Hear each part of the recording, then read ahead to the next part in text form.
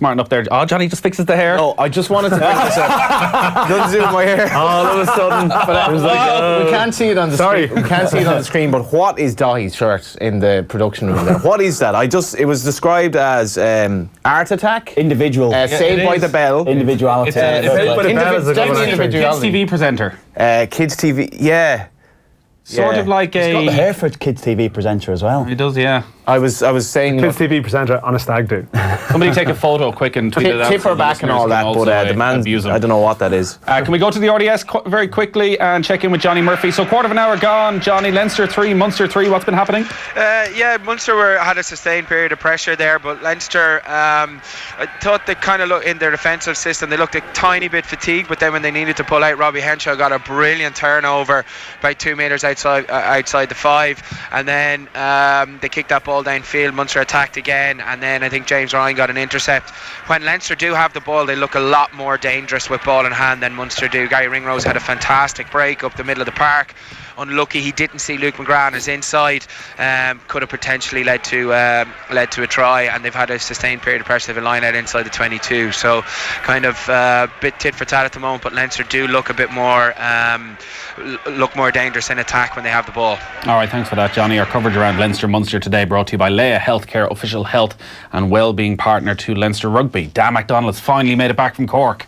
I have made it back from Cork. It wasn't quite Cork. It was getting across from the north side. The north side. Where I now reside. I just live in the south side. It's a lot easier, I find. Life in general. I used to live walking distance from here, but now life's always better in the south side. What a first world comment. You should live in the south side. I know, honestly. In fairness, Johnny did send me a picture of him with his newspaper and a coffee this morning, going, "Lovely morning in the Gar today, Black Gar." So this is the south side life that Johnny lives now, whereas I'm the other side of the tracks now. I just can't judge the timing of town. Yeah, I had struggled. It's a very worthy protest. I was coming down through Stoneybar today. It was rammed. It was busy enough day getting into town today. Yeah. Revelation, guys. Revelation for you all and for our listeners. So myself and Johnny were at Belfield last night. Watching Shamrock Rovers beat UCD 1-0. Mm-hmm. You were down watching Dundalk beat Cork 2-0. Yeah. So the level on points at the top of the league. But Johnny, sitting in the car on the way home, gave me that look. It's over. Dundalk are going to win the league. The look of sadness in his eyes of, I just can't believe it. Dundalk are going to win the league. What's the point anymore? I mean, I think you're putting words into my mouth there. Did you say? I think Dundalk will win the league. I do think Dundalk. But you said it in the tone of, I think Dundalk will win the league. Did you not come away from that game thinking Rovers just too May the 17th. How things have changed from April the 17th. Big week ahead now. Dundalk is but I think the pendulum has swung a bit. I wasn't impressed with Rovers last night. I think they were hanging on. They were coming in with 3 defeats out of 4.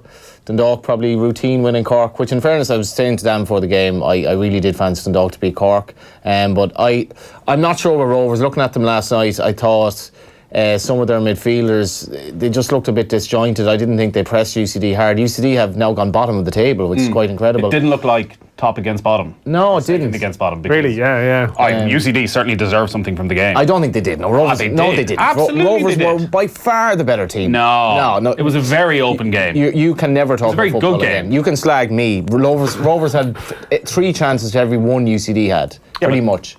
Never talk about football again. Yeah. Wow. Never talk about football again. It's time to get your montage going. He will hit you back with a montage of some kind. You come back out of the game go. Ferrugia is going to be an exceptional player. Him and Brandon Kavanagh. You know, we went on that game last night. 1,200, 1,300 people there. An awful lot of talent on show, and it was a very enjoyable game. But you're trying to think who's the next player that could make the breakthrough in terms of another level. And I think Ferrugia, his turn, his dummies, his crossing ability, and he was kind of playing out of position last night. I've not seen him. You told me a couple of months about him. I've not had the chance to go and watch the shades him of it, and like genuinely, like I think you're the shades of a younger. Yeah. He's sort of a tall left-sided player, you know, and he's a genius though. So well, that's maybe where that ends. Yeah, but he's playing with confidence, and you must sort of relate with that when you're sort of young and you're coming into a team, and it's just all happening for him. The game seems to come easy to him at times. Yeah, you know? I think when you're a young lad as well, you would hope that the message to him is just go out and play, go and get the ball and go and beat defenders. That was the message to me as a kid when I first started to break in, so I'm sure that's the message. But It's whether or not he's going to continue in the game. That's the thing. But he's been over at Man City. I mean, the scales in Perugia. I mean, it's a high bar, and that's no disrespect to the lads at all. I mean, at their age, like they're not like 15-year-old kids going over to Man City. It does sound like quite a strange situation. Well, I think what's happened is that you see, Perugia there's probably a difference between Perugia and Scales. I mean, Perugia was really interrupted by injuries when he was younger, so he's actually a bit of an unknown quantity. He's not someone who was necessarily, all the way up on all the representative teams. In a sense, he lost a couple of years around the time when a lot of lads go, and also I think there is a determination to continue his education as well. So, but you know the way things work. Like, it might just be a case. Well, City like them, and they definitely do. Like, the City scout here definitely, by all accounts, likes the two players. Brings them over, and it might open other doors for them. You never know; it might open that door. But he's not going to play for City, and that's what you had. Without being too disrespectful to me, he will not play for City. Or if he plays, it'll be a limit if he was to go there. But it's where he goes from City. City will use him as an investment to try to develop him and then sell him on somewhere else further down the line. Yeah, or else it opens doors for other clubs who hear, they've gone to City. And what's the story? Just the problem that UCD have is that they have a really talented bunch of players, but what happens is everyone's circling around them now, and I think that probably has disrupted them as much as anything. The problem is this has all happened before they leave. They've lost 6 in a row or something like that. But him and Kavanagh as well, I know you like him, Kev. I think he's a best prospect. He's a best prospect. I think he makes mistakes in trying. It reminds me of Wes Houlihan. That's the only thing I'll say about him. And I like him the way Rovers play him. They play him off the right hand side. He can float into dangerous areas. He's not restricted to, say, playing as a number 10 where you can become a little bit crowded and a bit isolated in games. He comes inside and he has an influence whenever I've seen him. Whether it might not necessarily be an influence across 90 minutes, but he invariably, if there's a goal that's been scored, he has big moments in games. That's probably fair to say, and he would make the pass that would create the goal, or he'd create a goal himself. And I think that's all about the left foot as well, and his right foot is like a crutch, like that. Like, I will never use. I have all left foot on that with him. But there's a view that he might end up as I think Stephen Bradley has spoken about 10 still being his best position. I mean, as I said, comparisons are a dangerous game, But like, if there's a slight remind you of Wes to a degree. I mean, the one thing you would say is that when Wes was playing with a good Shelbourne team here, he generally played off the wing. He didn't actually really play as that central player that he turned into that much during his time in the league here. He did in Europe and in certain games, but at other times he actually almost had to learn the game. In that if he's going to play as a 10, he's got to be hitting double figures and creating double figures a season. I think that's basically what it is if you're playing there. Now that's a modern day player in that position. You have to be creating, you've got to be scoring. It's not necessarily just sitting back, coming to get the ball off the back 3 or 4, however the team's playing. So that's what will develop as he gets older and olher anyway. He's got to be scoring more. On a positive note as well, just like the Toulon tournament, the team is going to be named next week, I think, or the squad rather. Mandreo's goal for Bowes, he's been a bit of a find as well. His goal technically was as good as you'll see pretty much. You look at the goals that Sligo got, that Keeney got another young player against the Shamrock Rovers goal, he got the goal. Really, really good young players with a lot of technical ability in the league, and I think more and more we'll see them staying here for longer. What did you make of Jack Byrne's performance? Yeah, we disagreed on that as well. We seem to disagree on a lot of things. The only thing we didn't disagree on was you were giving me a lift home. I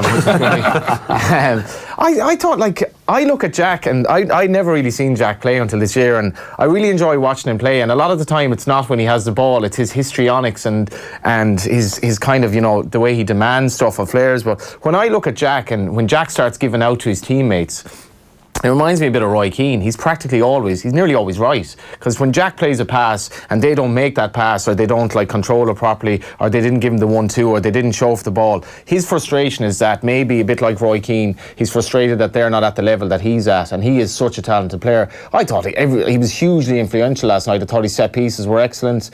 Maybe you think that he should be offering more, but I don't know. I just think you're playing the team. View last night? My view was that, again, there was lots of lovely touches, and there's nobody better in the league at playing the ball with it at the outside of his boot, and possibly overuses that at times, Jack Byrne. But against a UCD side who clearly set up to counter Shamrock Rovers, and maybe him in particular, did not run the show. You wouldn't have looked at that game and thought, this guy is in the Ireland squad. This guy is the best player in the league right now. There was lots of lovely touches, but just didn't have and maybe it is the players around him, they're not quite on the same wavelength, and he's trying to do things that they can't understand.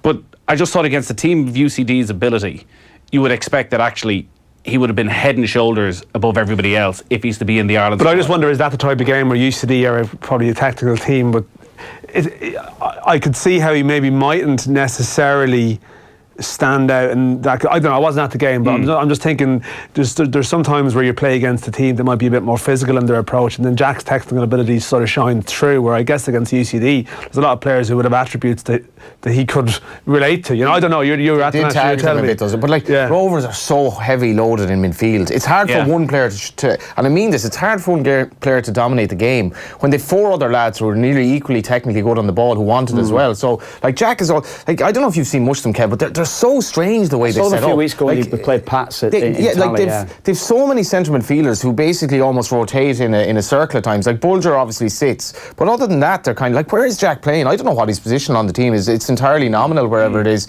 I don't think he could have done an awful lot more. He had a great chance at outside the foot that he probably should have scored, but a lot of the time I think Jack is let down by the players around him because they're not quite up to his level, in my view.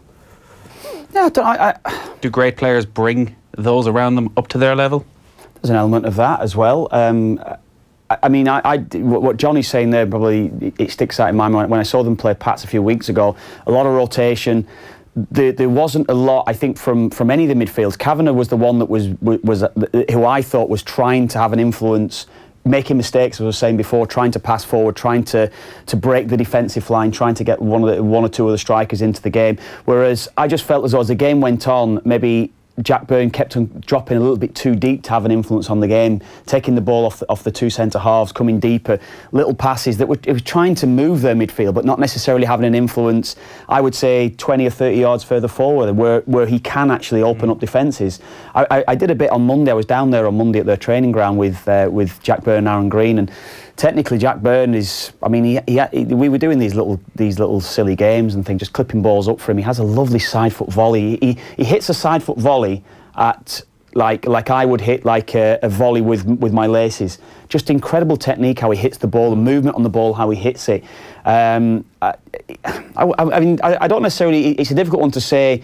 Is it the players that surround him that's not bringing the best out of him? I wouldn't necessarily see it like that, because Rovers would probably have arguably as technically gifted a squad that's in the league over here, and the way they've been developed from such a young age. You look at Dan Carr though, for example. Like, Dan Carr scored last night, but like Dan Carr will let you down a lot in terms of when he's on the ball. Like, in that he's just technically he's amazing skills at times. He's very quick. He brings something different. He does bring something. He lets you down. And I think even if you watch Jack when he's taking the corner, his technique where he kind of does this little kind of like shimmy before he takes the corner, sets himself up. He has his own personal technique. On Rovers though, if they played that team again with the likes of just Bulger sitting and that midfield, they're going to get murdered in big games, because without McAniff, their defensive cover just wasn't there at all. McAniff got injured in the warm-up. He did, yeah. So that was. Yeah. But I suppose Jackie, the Dundalk Rovers game a couple of weeks ago was interesting, because I mean the first 15 minutes that game was frenetic, and actually Jack's quality really shone through. Yeah. Absolutely. But as the game went on, Dundalk shut him down.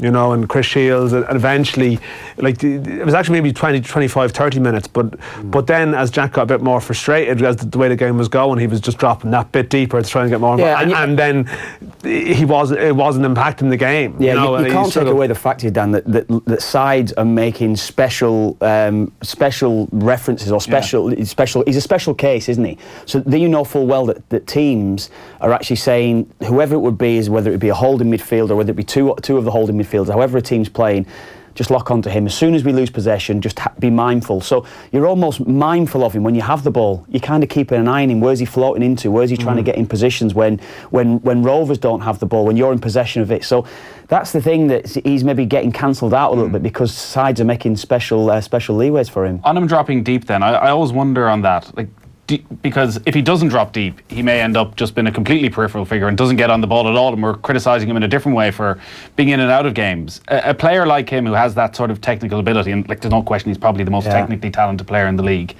do you want to see him, if the game isn't going his way, dropping into the number 6 position and playing little balls here and there? Yeah, well, sometimes you actually don't want to see him doing that. Sometimes you want to say, well, look, you might not necessarily get possession, but you might just have to be a bit braver and just stay higher. But he's the sort of player that wants the ball. The only way you maybe look at him, someone like patience. Yeah, a little bit of patience. But someone like Christian Eriksen does the same. Sometimes Eriksen drops so deep, and you think, you don't need to be having the ball there. You could be actually taking it further forward. And that's maybe, if you're making any comparison to anyone that you're seeing playing at the real top level, it'd be an Eriksson, because Eriksson at times gets it far too deep. He's making 4 and 5 yard passes just to get a touch on the ball. He wants to have an influence on the game, and that's... I don't know though. It's probably a problem for the Rovers management, where they have a guy who clearly should have a bit of an ego considering the past he's had. He's a nice lad. He's a nice lad, but he knows he's an extremely talented player. So, like, if I were the Rovers team, as the game that Dan's alluding to there, Dundalk game, I don't really want him picking up the ball off the penalty box, because he's not going to do any damage there. Yeah. He can pass the ball, but they have players who can pass the ball in that area anyway. But anyone can relate it when you're playing 5-a-side, whatever it would be. If you're not getting on the ball, you want to touch, don't you? but like the Rovers, he might be free spirit, but like he's not the holding midfielder. So like he's not going to. He's going to keep the ball in those areas. I want him unlocking defences in a 10 position. But they don't have a rigid formation. Sometimes we want to describe a rigid formation, but he also sometimes he just keeps them ticking. And he's, as you say, sometimes he's playing off the right or playing off the left. But it's, you know, they are the most confusing team to come in the day after and say, where was he playing? Yeah. Well, he kind of, all his good stuff was on the right, but then he seemed to be on the left a lot of the time. Yeah, I think, you know, sometimes us sort of idiot analysts struggle to explain it. You know what I mean? Like, there's a bit more complexity to it. A free roll. And that's all of a free roll. Very fluid. You know, that'd be the description. But they do operate that way. But I think, you know, what teams have also started to do against Rovers is to really try and press and disrupt their defence. And that happened again last night, Dan. You can see that they've started. I think it was the Bows game where that really started. Even from the kickouts last night, UCD were like they were on it. That's what teams are doing, and the challenge for Rovers is to like try and play through the press, and then they get playing. But so that's what happens though. Like, you've started the season well, they surprise people a small bit, but now people have seen them a fair bit, and they have to adapt to that new pressure that comes with it. Let's go to the RDS, see what's happening between Leinster and Munster. After Leinster getting the opening score, Munster have struck back, Johnny. Yeah, they have. Yeah, they created numbers on the edge. James Lowe went for an intercept, and it was deemed to be a penalty and a yellow card. So that's kind of shifted the momentum slightly in Munster's favour. Joey Carby got that penalty, so it's 6-3 now. Leinster kind of very un-Leinster-like in terms of, you know, line-out time. They've had 2 turnovers of line-out, 2 scrum penalties, and one of them was when they'd 7 men in the scrum because Josh van der Flyer was defending on the wing. But yeah, they just need to stop defending and try and hold on to the ball for a bit longer. Even when they get the ball, they're kind of kicking it downfield and not really getting any kind of chasers or anything up in the air. So that was a great turnover there, I think, by Rhys Ruddock over the ball. So they have an opportunity to go down, but Munster they're kind of one out at the moment. They need to have a small bit more kind of imagination in what they're trying to do, especially now that they have that man extra. All right, our coverage around Leinster Munster today brought to you by Leia Healthcare, official health and wellbeing partner to Leinster Rugby. Munster 6-3 up, half an hour gone at the RDS. So we were at Belfield last night. I'm a bit tired today though. Why do you think I'm tired, Kev? Because Johnny was talking on the way home. Well, there is that. Yeah, baby kept you up all night? No, I was up at 7 a.m, Kev. What was I doing at 7 a.m? Out with the kids, swimming. Oh, you're running. Out for a run. Good man. 7 a.m. Good man. Saturday morning. Well done. Fair play. Just saying. Yeah. I'm just mentioning it on the national airwaves. Why are you running at 7 a.m. in the morning? Funny you should mention why I'm running, because we've just a month to go, Kev, before this triathlon that I'm running one leg off. What triathlon's that? It's the by hook or by crook triathlon in Dunmorrees. Never been to Dunmorrees. Have you been? Yes. No. Do you know what by hook or by crook where that statement came from? Well, I presume it's because Hook Head is down there. Hook and Crook are 2 coastal towns, and it was an old thing. Like, we'll get there either if it's they're quite close together, by hook or by crook, and they're actually two places. By the way, you're doing 5k. You're doing a 5k run. Oh, I know. Turn his microphone off. 5k. Turn his microphone off. That is. I know. Honestly. Turn his microphone off. No, it's up and downhill. It's up and down. 5k. It's up a golf course apparently. 5k run. Right. So Nathan, come on. So you're doing the running leg. I went out to train in UCD with their triathlon club on Tuesday night, and they said myself and Phil Egan are doing the run. They said come out and meet them, and they'll give you a few tips and a little bit of running advice and all that. And then we meet them. Gary Crossan, who's a very nice man, was sort of saying, so what are you doing? I said, what sort of time should you be looking at? He's like 20 minutes for a 5k. Maybe 22 at the end of the triathlon. I was like, well, I'm only doing the 5k. He's like, 20 minutes, definitely. I said, so what are we doing for our training tonight? Well, most of these guys are doing the Ironman over the next couple of weeks, so we'll just do a light 10k.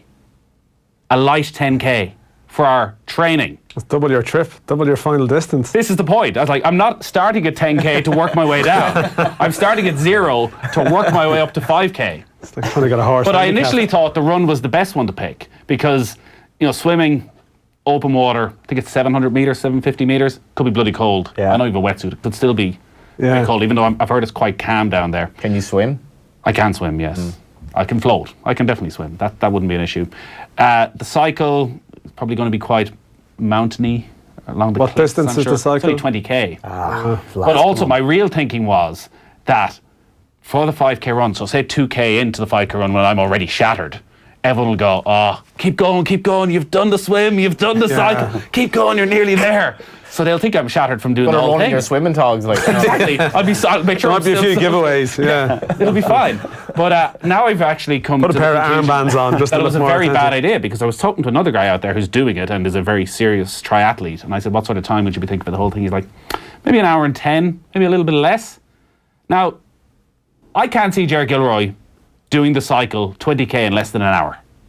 I think it'll be more than an hour. No, he'd be less than an hour. 20k. 20k, yeah. An hour? 100%. It's up and down, isn't it? No, definitely less than You'll less see than them an hour. right. He's no cyclist. He should be going less than an hour, way less than an hour. So I'm worried that by the time Gilroy and Sheehan hand over to myself and Phil Egan, we'll be already so far behind everybody else. We're starting out in the humiliated state. It's good that you've very good team bonding going on anyway. A lot of faith in each other. I'm just saying. Yeah, you seem like like the Chelsea dressing room here. I think exactly. I'm looking for a bit of team spirit here, togetherness. You're right, and it is all for good cause, we should point out, because BMW and Triathlon Ireland are challenging the OTB team to hashtag Try for Pieta this summer to raise funds for Pieta House. BMW is the proud partner of Triathlon Ireland and is the title sponsor of the BMW Triathlon National Series. 17 of the most exciting triathlon races in Ireland. Doing a triathlon is easier than you think, is what's written here. People of all ages and abilities take part. Fair play though. It's a good. We know Richie Sadler obviously is a big fan of his dips in the water and all that. But had a little dip on the 40 foot myself this week, and have to say it's absolutely beautiful. Even though the water was cold, you come out feeling like thoroughly revived. And it had been a 3-day wedding weekend, and I was like, it couldn't be more south side these days. This is unbelievable. Honestly, it is the best. 40 foot coffee and rack gar. I'm surprised you're here and you're not at the RDS. No, well, I had to be here, didn't I? Did you? I was actually hoping to get a double in Sligo Rovers and Derry. Go down to Sligo, stay the night. Sligo Galway in the football tomorrow. But loyalties off the ball, obviously. Thanks, Johnny. Leinster have kicked a penalty, so it's 6-6 at the RDS. 5 minutes to go until half time. We're going to take a quick break. Then we're talking FA Cup, favourite FA Cup memories. We put a poll out yesterday. In third place with 16%, Arsenal 3, Manchester United 2 from 1979. Probably because most of our listeners can't remember it. Yeah. Second place with 19%, Liverpool 3, Everton 2 from 89. Yeah, good game. 46% went for Liverpool 3, West Ham 3. Well, that's democracy. That's 19% went for other. So we're going to go through the others and we'll get your I'd have gone memories. other. I'd have definitely gone other there. All right, as well. 53106 is the text number. Send us a message on our social channels. Give us your FA Cup memories. And the irony, of course, is that literally nobody can remember anything that happened in the last 10 years of the FA Cup. Yeah, that's a aside big from Ben competition. Watson. That is a challenge. It's like a trivia test, but I mean, that we're not going to. It'd be very bad radio. embarrass ourselves. Yeah. Strangely enough, FAI Cup finals have gone massively up because of the move to Lansdowne Road, while FA Cup finals have become like instantly forgettable. What does it all mean? We'll find out next. Join that conversation. Text us on 53106. Texts cost 30 cents. The Bosch VitaFresh range of cooling appliances keeps healthy food fresher for longer, resulting in less food waste for your household. To find out more, go to powercity.ie or call in store today. A 6-month spa break. Breaking for lunch on time. Eating in triple Michelin star restaurants. Restaurants that serve your favourite childhood dinner. To live happily ever after. After work drinks on a Friday. To own an Audi. An Audi in my drive. You know, sometimes the things you want and the things you can have are the same thing. So get down to your local Audi dealer and test drive the Audi you've always wanted in our 192 sales event today. Audi. Vorsprung durch Technik. As your interior designer, I'm saying do everything in black. Walls, sofa, carpet, goldfish, everything. Can we not have a bit of colour? Maybe one tiny highlight in Battleship Grey. It's your home, so you should be in charge. With Avantcard's flexible home improvement loan, you are. You can choose any repayment period that works best for you up to 84 months. That's 7 years. Find out more at avantcard.ie. Lending criteria, terms and conditions apply. New applications only. 7-year term applies to minimum loan value of €20,000. Avantcard DAC trading as Avantcard is regulated by the Central Bank of Ireland. Oh no, a car on the footpath. Ah. Ow! My face. You can make a difference. Keep the footpaths clear. Make life a little easier for people with sight loss. Brought to you by NCBI, working for people with sight loss. Hashtag clear our paths. Visit ncbi.ie. Mattresses-delivered.ie. Nationwide delivery within 48 hours for free. That's mattresses-delivered.ie. Lowest prices guaranteed. Don't forget the hyphen. T's and C's apply. Breaking news. Let's go to Martin. Well, Lorraine, this just in. The new Irish-made vegan sausage roll is here at Applegreen. What's all the fuss about, Martin? Well, Lorraine, have you tasted it? Try our delicious new vegan sausage roll, freshly baked daily. Now only €1 for a limited time at participating Applegreen stores. So, Martin, the big question is, have you gone vegan yet? I've gone vegan. For breakfast. Anyway, Lorraine. Applegreen, your home on the road. The greatest change often comes from the smallest actions, like flicking on the TV or plugging in your charger. Switch to SSE Airtricity and switch to 100% green electricity. So every time you switch on or plug in, you're helping create a greener future. You'll also get €150 welcome credit plus 10% off your electricity.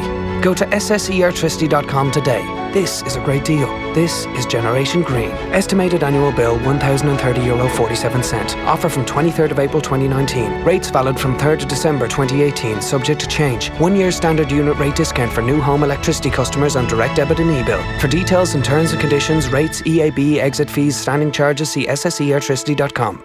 You hear that? That's time going by. Time you've probably spent worrying about the future for your business. But did you know you still have time to get an internationally recognized seal of approval for your company? NSAI can help put your business at a more competitive advantage that could increase your market share, create a better overall perception of your company, and build higher demand for your product. Visit nsai.ie to get your business on track to internationally recognized certification today. Escape to the Brehon Killarney and soak up the magic of summer in the kingdom. Taste Kerry's finest local foods, sip cocktails on the Brehon lawn, explore Killarney National Park, or relax and unwind in the Angsana Spa. Your summer escape awaits at the Brehon Killarney. Let us amaze you. Discover more at thebrehon.com. Hello, sunshine. The Pamela Scott summer event is now on. 20% off all full-priced items. We have you covered with dresses, tops, shorts, sandals, and so much more to keep you cool. Enjoy 20% off in all Pamela Scott stores nationwide and online. The summer event is now on. Use voucher code SUMMER20 at PamelaScott.com. Introducing the Bosch cordless vacuum range. Our premium model includes 2 batteries for infinite runtime, delivering intensive no-cord cleaning performance on all floor types. For more information and a full demonstration, call to Power City today. At Carphone Warehouse, make real savings with exclusive deals you won't find anywhere else. Get the new sleek Samsung Galaxy A50 for free with Samsung Cashback. Or get the seriously innovative iPhone 7 for only €99, both on a €30 a month plan with 3. The only network with all-you-can-eat data, but only when you switch at Carphone Warehouse, the home of the networks. Any network, any phone, any plan. Only Carphone Warehouse. T's and C's apply. Offer subject to 24-month contract. You want an exciting, dynamic career, but you also want a qualification. With the Insurance Practitioner Apprenticeship, you can have both. Ireland's first degree-level apprenticeship, it offers full-time paid employment while studying online for an honours degree. And if you're an insurance employer, you benefit too, by taking on a highly motivated employee who's continually improving their skill set. The Insurance Practitioner Apprenticeship. Earn, learn, experience. Find out more at earnandlearn.ie. Off the ball. This is News Talk. Leinster 6, Munster 6, a minute to go until half-time in the Pro 14 semi-final. We'll be across to Johnny Murphy very shortly. Johnny Ward, Dan McDonnell and Kevin Kilbane are in studio. And you know, for all the abuse we give you, Kev, I wish you were here every Saturday. I really mean that. Really? I've had a coffee brought in. I've had a dairy milk brought in, albeit it was walnut initially, but we did a swap, so it was fine. Whole nut. Whole nut. Whole nut. Whole nut, not walnut. Yeah. What's your favourite bar of chocolate, But it's the whole nut Nathan? walnuts. I don't know. What's your favourite? I do like a dairy milk. Mint crisp would be my favourite of that genre. I love Of that I love a genre. mint crisp as well. Turkish delight if you're really going for it. Yeah. Star bar. I like a star bar as well, and a Country, isn't it, Johnny? I think Turkish delight is like proper culture. Turkish, we've got a Star Bar shout coming through here. I think Turkish Delight's quite upper class. Turkish Delight is like a country treat. No, like in Mayo, like that was a Saturday night splash out. Cadbury's Turkish Delight isn't, I wouldn't say, is upper class. He's thinking of the more spongy one. Is that Fry's who make the original Turkish the old Delight? one with a different sort of That's wrapper. proper posh. Was it? I would say so, yeah. When I was like a Fry's chocolate cream. That was. Yeah. When I was were they actually more expensive? Oh, they probably were, yeah. Because of the foil wrapping. Punts, yeah. I learned a valuable lesson when I was younger. We came to Lent and I was like, I was a Catholic back in the day, so I was like, John. I'm gonna before he was a Southsider. I'm gonna observe Lent, so I was like, I'm gonna buy chocolate as if I normally would when I was a kid, but I'm gonna save all the chocolate and put it in a box and I won't eat it, and then after like the 40 days or whatever it is, I'll have so much chocolate and this will be really exciting. So I had like a box with a little kind of like a postal hole in it for the letters, in this case the chocolate, so I kept putting them in. Came to the end of Lent at 117 bars of chocolate. Right? And first of all, it's like you don't eat 3 bars of chocolate a day, 4 bars of chocolate a day. So I got a bit hardcore, but I didn't actually want to eat any of them. I just wanted to grow my list. So I wanted to make it bigger. And I was like, there's a lesson there. The more money you have, and I can't relate to this, but the more money you have, like it's actually, what's the point? I'm struggling to quite understand what the lesson you learned was. It's like you're gathering all this wealth for what exact reason? Greed. That's what it is, Johnny. And we had we've all learned a valuable lesson over the last couple of minutes then. We have a very special Off the Ball show for horse racing fans coming up this Thursday. We're going to be at the new Curragh Racecourse with an all-star lineup from the world of racing and sport to preview the Curragh Spring Festival. Johnny Murtagh and Kildare All-Ireland finalist turned trainer Willie McCreevy will be joining Ger McCreary. He played for Kildare in '98. Willie McCreary. He played against Galway in '98. All-Ireland finalist turned trainer. Willie McCreary. You read it wrong. Let yourself down there. Ger and John Duggan will be there as well. We'll announce more names over the next few days. They'll be previewing the Curragh Spring Festival, which runs from Friday 24th to Sunday 26th of May and features the Tattersalls Irish 1,000 and 2,000 guineas and the Gold Cup, the first classics of the season. The only way to be enjoying it is to be there on the night. Get your tickets now, offtheball.com/events, and make sure to get your tickets for the festival itself at curragh.ie. Lots of text coming in about the FA Cup. 1966 FA Cup final, the best ever final, not a cop-out in sight. Kev? Who was the 66 final? West Ham. West Ham, I think you're right, yeah. Everton, was it? Everton, West Ham? Preston were in the cup final in 64. They got beat off. West Ham beat Everton 3, Sheffield Wednesday 2. Oh, right. Football existed before the Premier League came into existence. Oh, what? Very much did. Yeah. Oh, definitely. That probably a lot of the favourite cup final memories probably would be before that, wouldn't definitely. it? Absolutely. I think the FA Cup was very strong during that era, wasn't it? 1973, Leeds 0, Sunderland 1. Had to race through my secondary school entrance exam to see it. Yeah, Montgomery. Playing that? Montgomery, was it? Maybe. Yeah, last season, wasn't Jim it? Montgomery, Jim Montgomery, the keeper, yeah. The double save in that game was incredible. Couple of shouts in for 1966. Was it? I didn't realise it was such a great final until right now. 1966, so 3-2. Oh yeah, early goal for Sheffield Wednesday. Who got the goals now? Everton score 3 in the space of 15 minutes. There was 4 goals in 20 minutes. It was, who scored the goals? Mike Trebelock. Right. Yeah, I know the name, I've heard the name, but no, I wouldn't be too familiar with that at all. You're an Everton legend. Oh, I know the Temple name. scored the winner. Yeah, I know the names, yeah, but again... he wasn't alive. Well before me. Well before me, come on. Liverpool Arsenal 2001. Michael Owen 2 goals last 5 minutes after Arsenal battering us for 85 minutes. Yeah. Obviously 96, a lot of them coming in. King Eric versus the Spice Boys. But that was a crap game though. It was a terrible game. It's a good memory, but the game itself was dreadful. I think that was possibly the most depressed I've ever been after a football game. I was in like No. There's one because you were a peak Liverpool supporter at that time. I changed to League of Ireland maybe in the next year or so, but I was massively into Liverpool. I was so depressed after that, and it was like, it was such a terrible game. There was and Cantona. It was like, oh, it was a great Cantona goal. But he literally lashed the ball. He found a little hole out of pure fluke that it went in, and everyone was like, and I hated Man United at the time. Well, that was the moment I think of realisation for all Liverpool supporters that this has turned. Yeah. It ain't coming back. They were the kids, weren't they, that time? It was the kids team. But I think through the 80s, every cup final seemed to have a load of goals. I remember 83 vividly. I remember the replay when United won 4-0. Was it 3-3 Brighton and United? brilliant goals. Irish presence in that Ray game, Wilkins. Yeah, but 85 was the one I actually supported Man United that day because I think Frank Stapleton played, Kevin Moore and Paul McGrath played, Norman Whiteside as well, another, and Norman Whiteside scored the classic. I think 85 is my best memory, but even 86 was at Liverpool, Everton. There was, Ronnie Whelan was playing in that game. There was Kevin Sheedy, but there was a lot of goals around those finals at that time. So they were great. 87 as well. Was it Coventry? Coventry, yeah. First one I really remember is 88, but my brother's a Liverpool fan.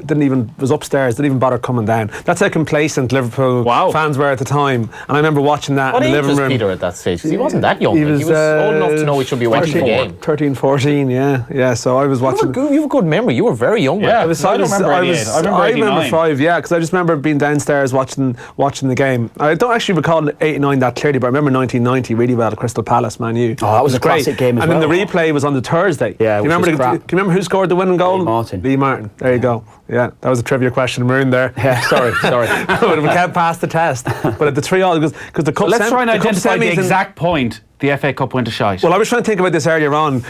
Without looking up, could I remember the cup finals through? Because like every year there's a story. So was 91 Gaza getting the injury. Yeah. 92 was Sunderland, where John Burnett scored in every round. Yeah. The Irish player all the way through. 93 was Andy Linnigan getting the goal for Arsenal against Sheffield Wednesday. 94 that was a replay as well. What was it? It was a replay. Yeah, I don't remember the first game though. Actually, I don't remember the first game. Remember it was even an extra time goal. It was definitely a night match. Yeah. Andy Linnigan's now a plumber. Is he really? Yeah, he's a plumber. Yeah. There was some talk he was eligible for Ireland around the time, but I'm not sure if that was actually. Was it him or Steve Morrow who got injured in the celebrations? That was the League Cup though. Yeah, it was right around that time. So 94 was Manchester United hammering Chelsea. 95 was Paul. 95 was Paul Rideout. 96 was Cantona. See, 97 was that Di Matteo with the early goal? Yeah. Well, when you think about it, like the FA Cup was of such importance at that time. Like Roberto Di Matteo scoring the earliest goal in FA Cup final history is this like seismic moment of everybody knows this match for the last 80, 90 years, and now he scored after 40 seconds. Yeah. It mattered, whereas now it's like... So 98 such a great goal as well. 98 Anelka and Arsenal Newcastle. Yeah. The 99 it was the Manchester United treble, but was it Newcastle in the final? Again, straightforward. Was 2000 John Giles was here, he would say this was where it all went to pot. Because United didn't play the following year. Yeah. Maybe you're right. I thought. I mean, you're reeling them off there. I think 93. When I first went into full-time football when I'd left school at 16, went to pot for me. Then I think. In my mind, because why actually? Sorry? That seemed way too early. Yeah, because I just remember them all, everyone vividly from the 80s. Well, certainly from 84 onwards anyway, the Watford Everton game from 84. And then when 93, maybe because I was in full-time professional football, I think that's probably what it is. Maybe a little bit of that. You could have been on your end of season holiday, lads holiday, when the cup final was on a week later. That could be the slight problem as well. Was, Well, I can remember up to 2001, and then after that it's just like... It's directly related to the Chelsea Villa 2000, was it? Was that the last one? Finishing fourth is far more important than winning the FA Cup, and that should not be the case. Yeah. I presume this is an ironic text. 2005 Cup final, Arsenal winning on penalties against United, classic. Without question, the worst FA Cup final of all time. But United. I remember the game. United actually battered Arsenal that day. Should have won the game. Terrible game. But United should have won the match, shouldn't they? Coventry Spurs 87, best final ever. It had everything. Underdog victory, brilliant winning goal, even an OG. Brian Kilcline with the killer tash and mullet combo as Cov skipper. Yeah. Didn't Coventry get knocked out then the following year in the first round by Sutton, wasn't it? Sutton United. Yeah, that's it. Brian Kilcline, he lived on a barge for a long time. That actually doesn't surprise me. Yeah. Was he big into his guitar as well or something? When he was a player. He was a player, yeah, he lived on a barge. Was he big into music? I like the idea if he had a plumbing issue on the barge and Andy Linnigan come round they could exchange stories. And they'd be like, why do you think you're more likely to have a plumbing issue on a barge than just somebody who lives in a house? Yeah, but it doesn't tie up the story that way, does it? Ben Watson winning it for Wigan against City in 2013. That person, whoever's put that in is probably 20. That was the first ever FA Cup final I went to, actually. Oh, yeah? Yeah. Really? Yeah. That one there, Ben Watson scoring in. I went to a few I was at the one Everton where Saha scored early. Was it Everton Chelsea? Oh yeah. I was in Las Vegas. And you see, you were living the good life then. I got memories of FA Cup finals. I was at the Stoke one. Was it Man City Stoke where was it? Because the Irish lads were playing, so I was covering it. So it would have been Walters, Delap, Glenn Whelan maybe, and then there was Yaya Turry. We should go to the cup final next year. Do the show live from Wembley. Will you sort of Kev? Would it be allowed? Yeah. Oh, good man. I would say you've got good contacts within the FA, haven't you now? Do I? Does he? I thought so. Actually, I suspect it's not that hard to get tickets. No, I still think it. I think it would Best be a passes. Showpiece occasion. I still think it would be a challenge, but they probably distribute. I think the FA Cup final is actually sold across the year. I mean, I've had the theory that at home here they should do it with the FAI Cup, that actually packages are sold across the year. It's not just you get to the final, and you know, I think a certain amount do go to clubs and various people around the place as well. So I think it's always going to be sold out. I don't think things are ever going to. Do you remember though in the old Go United days where like St. Pat's would come into town, like it'd be like 7,000 at it, and the strange thing about the FA... Was there 7,000 or was it just that you were very small and it... No, I think it was the biggest crowd ever at a game in Terryland was Pat's. Health and safety. That was like a quarter final, but I found an old match programme the other night when I went home, and I remember I was in secondary school at the time, and Sean Malee from Mayo Go United went up to St. Pat's to play a replay in a quarter final. Sean Malee scored the goal. And Sean Malee got the goal, and Go United debut. Was that his Go United debut? He was a kid and he was so small. I was listening to it in my car in Ballyhonus on Radio 1 or 2FM were perhaps doing highlights for some reason. I think I was. I played with Sean Malee from when he was like a kid, so this was like this unbelievable. Great lad. Oh my God. Yeah. Well, somebody has made it the big time. I came into school the next day, I remember, and it was weird because I was doing the leaving cert and I had to go from like East Galway to Dublin, get bus with Go United supporters. It went extra time, I think. Probably got back at 2 a.m.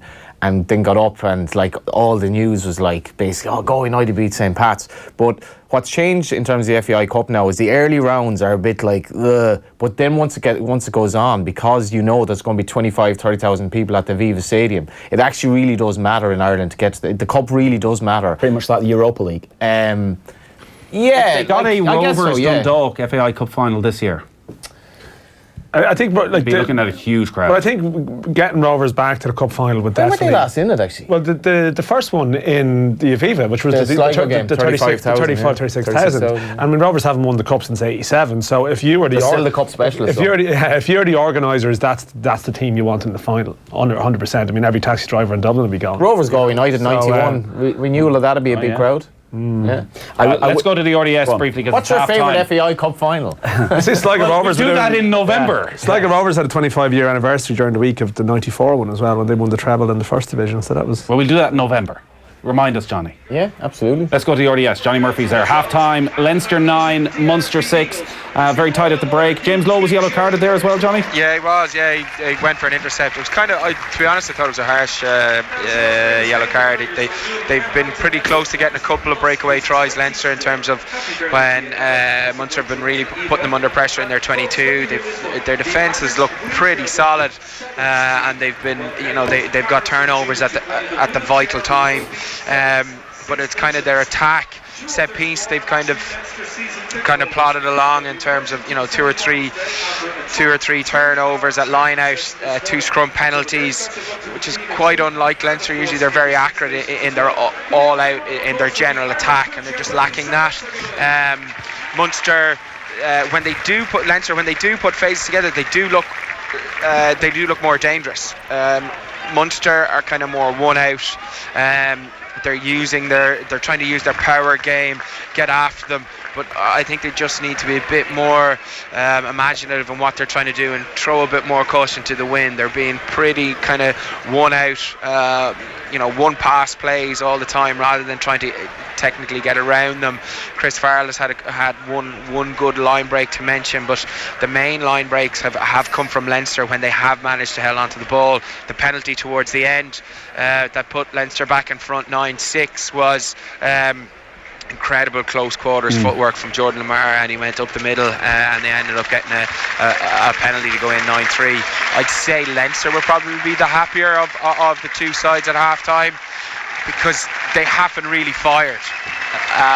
Where Munster have had a lot of the possession, but haven't managed to get to the rewards that they probably felt they should have.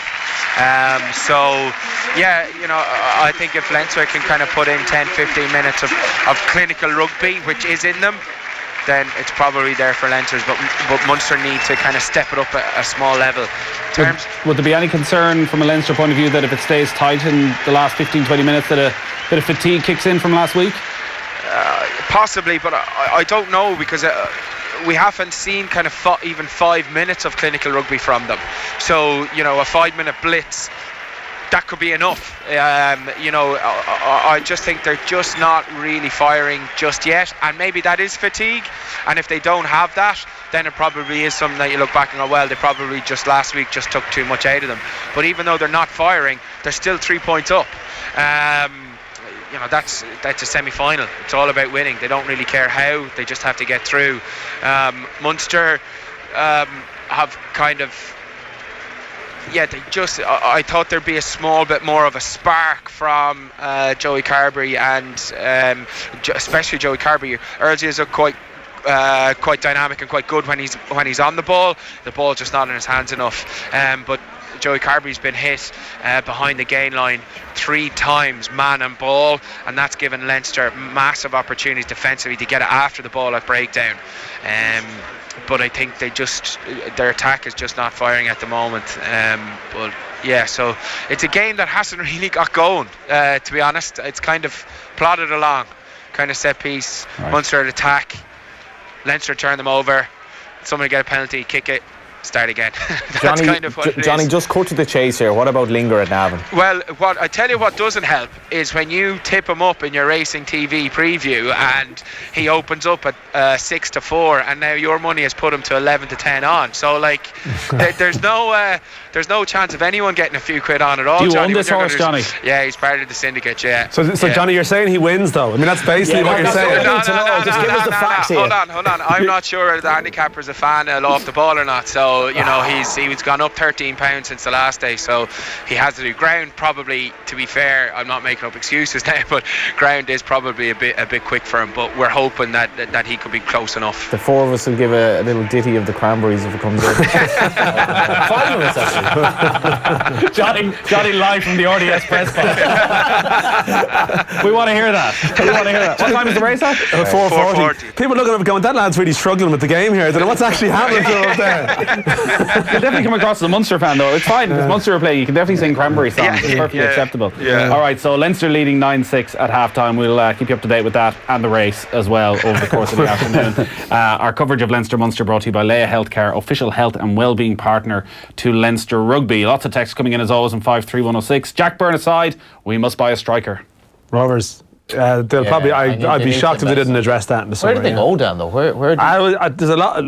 You go to the UK and see what's going on. I mean, there's a lot of. The only problem that Irish clubs face in the summer is that if you want to pick up an impact player, but they're looking at a season that ends in the end of October, so they're thinking, so I can get 3 months here, I can get a year somewhere in England or whatever. So that's always a problem. So they'd have to go somewhere and offer someone 18 months, you know, and a proper deal. But I'd be shocked if they didn't go that way. Just to cut into you there as well, we heard this week that Conor Masterson was being released from Liverpool.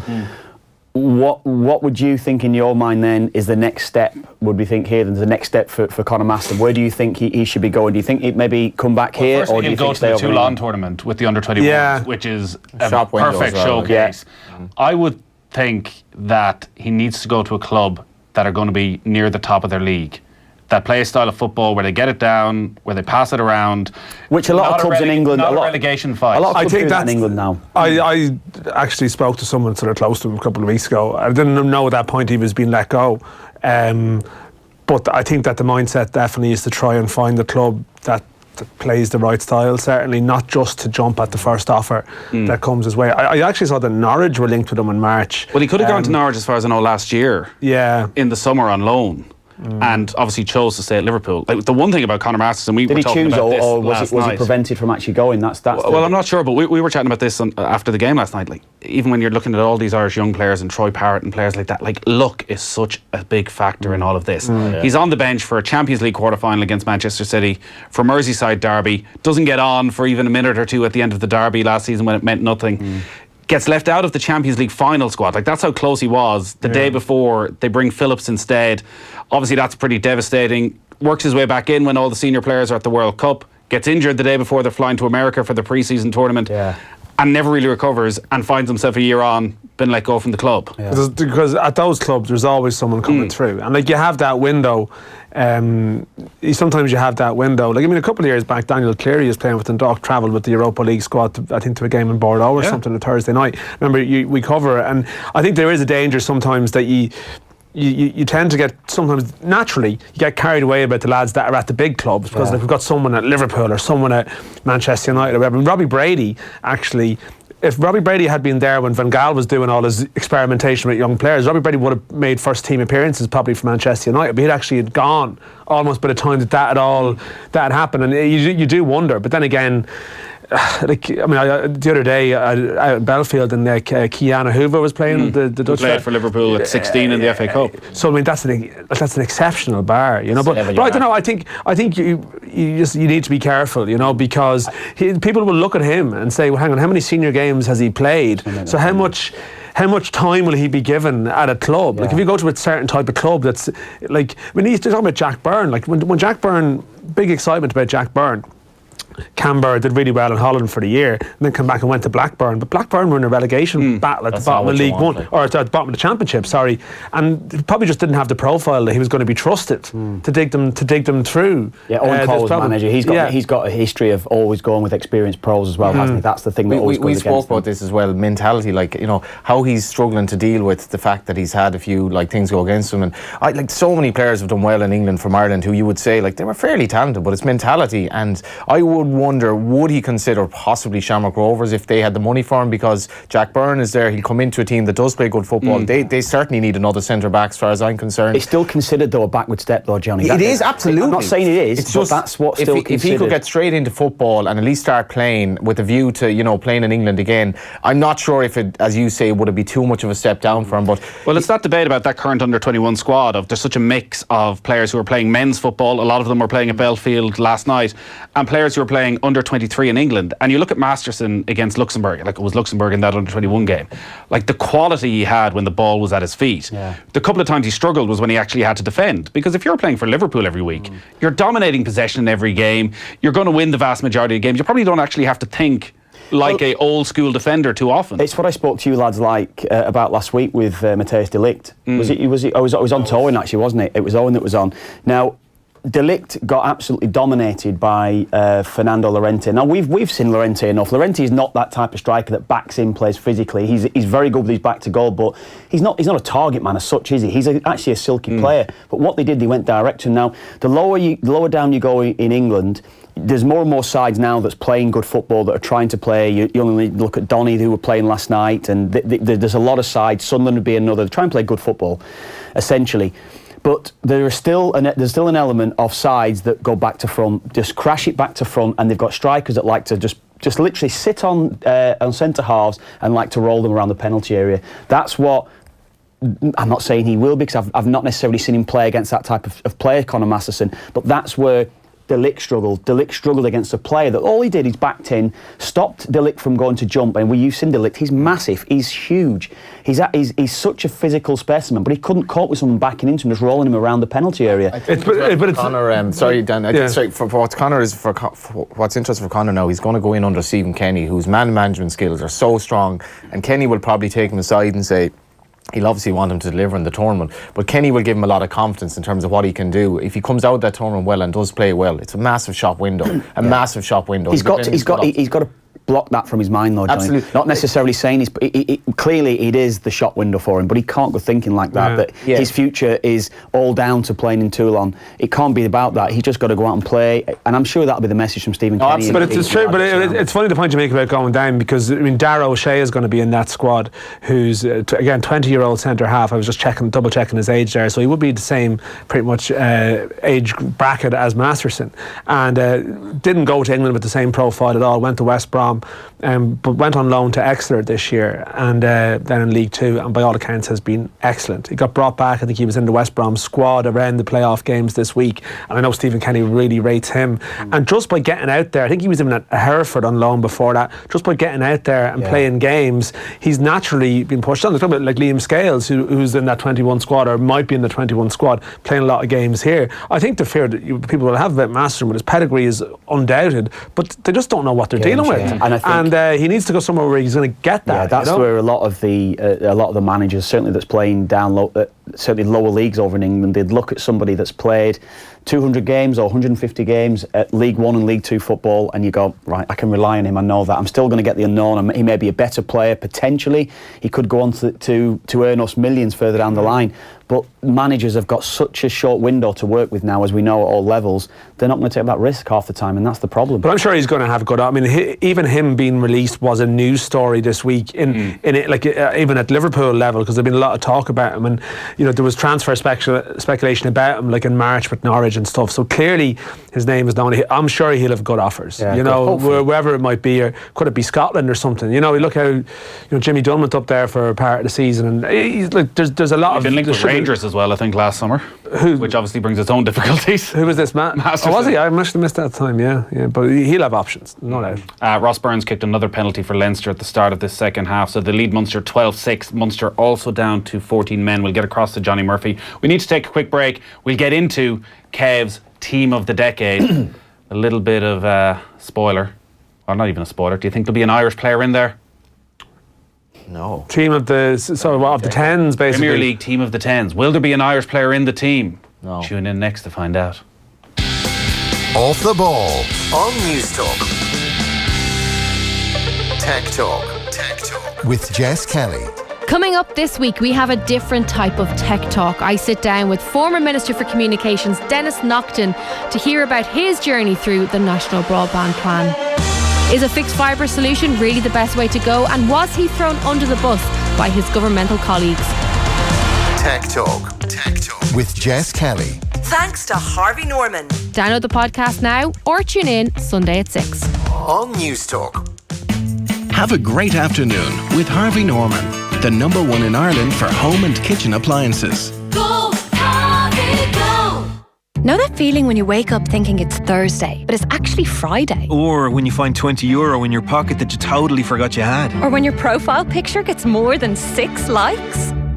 Or when you find out that with Sky TV, you get the best original British and US drama, exclusive content like Riviera, and you can control the TV with your voice for way less than you think. Believe in being pleasantly surprised. Sky. Believe in better. Sky TV from €32 a month. Set up fees, 12-month contract and T's and C's apply. Voice control requires broadband connection. You know our awesome, rich and sticky barbecue sauce? Oh, sure. How can I forget? It inspired McDonald's to make a burger, the Mississippi Stack. That is awesome. Well, no. Why not? 'Cause it's only available across the pond. You got an aunt in Ireland, right? The Mississippi Stack. 2 beef burgers, cheese, bacon, and a rich and sticky barbecue sauce. The great American taste that's not available in America. Sorry, America. Here until the 28th of May. Wow, our little girl's getting school shoes. What's next? I don't know. Well, she's definitely going to be the best student in her class. Miss, I know. Or maybe not. You can't control change, but you can prepare for it. For 80 years, Irish Life has been helping people embrace life's changes. For health, life, pensions and investments, we know Irish Life. We are Irish Life. Irish Life Health Tech is regulated by the Central Bank of Ireland. Irish Life Assurance plc is regulated by the Central Bank of Ireland. Linked Finance has been a real game changer for our business. It's great knowing that if an opportunity comes along, you have a finance partner who knows your business and can provide access to funding really quickly. Lara Strachan of Lolly & Cooks is among the growing number of ambitious Irish business owners who use Linked Finance whenever they spot an opportunity to expand. Our game-changing approach means easy applications, quick decisions, dedicated account managers and business loans of up to €300,000 in just 24 hours. Unleash your ambition. Apply now at linkedfinance.com. There's a Volkswagen for everyone. From the thrill of your very first Polo to stepping into the latest Golf or Passat, choosing your new Volkswagen is more enjoyable with our great 192 offers, like PCP finance from 0% APR, purchase contributions of up to €2,500 and cutting-edge technology upgrades. Whatever your style, you're sure to find the Volkswagen that's right for you. Visit your local retailer or Volkswagen.ie to see all our 192 offers today.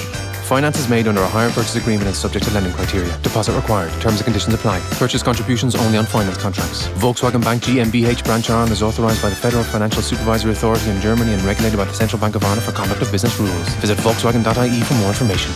At Beacon Hospital, we've once again invested in modern medicine, upgrading our radiotherapy machine to the latest in technology, the Varian Edge. The first and only machine of its kind in Ireland, the Edge offers a non-invasive cancer treatment using extreme precision to target and destroy tumours faster and more effectively.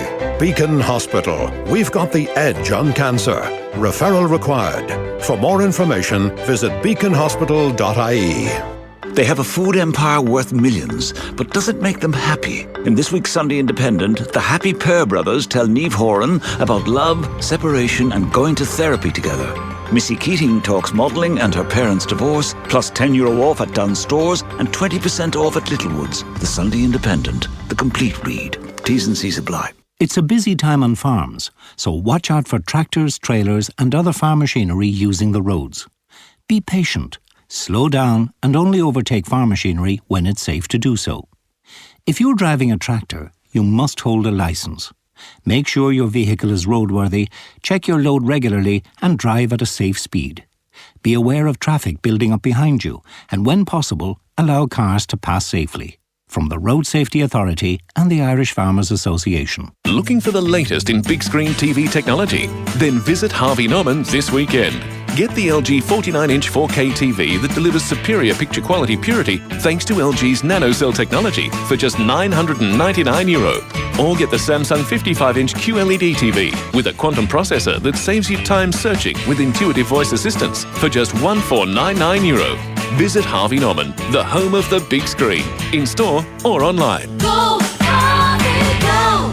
Hello, sunshine. The Pamela Scott summer event is now on. 20% off all full-priced items. We have you covered with dresses, tops, shorts, sandals and so much more to keep you cool. Enjoy 20% off in all Pamela Scott stores nationwide and online. The summer event is now on. Use voucher code SUMMER20 at pamelascott.com. Off the ball. This is News Talk.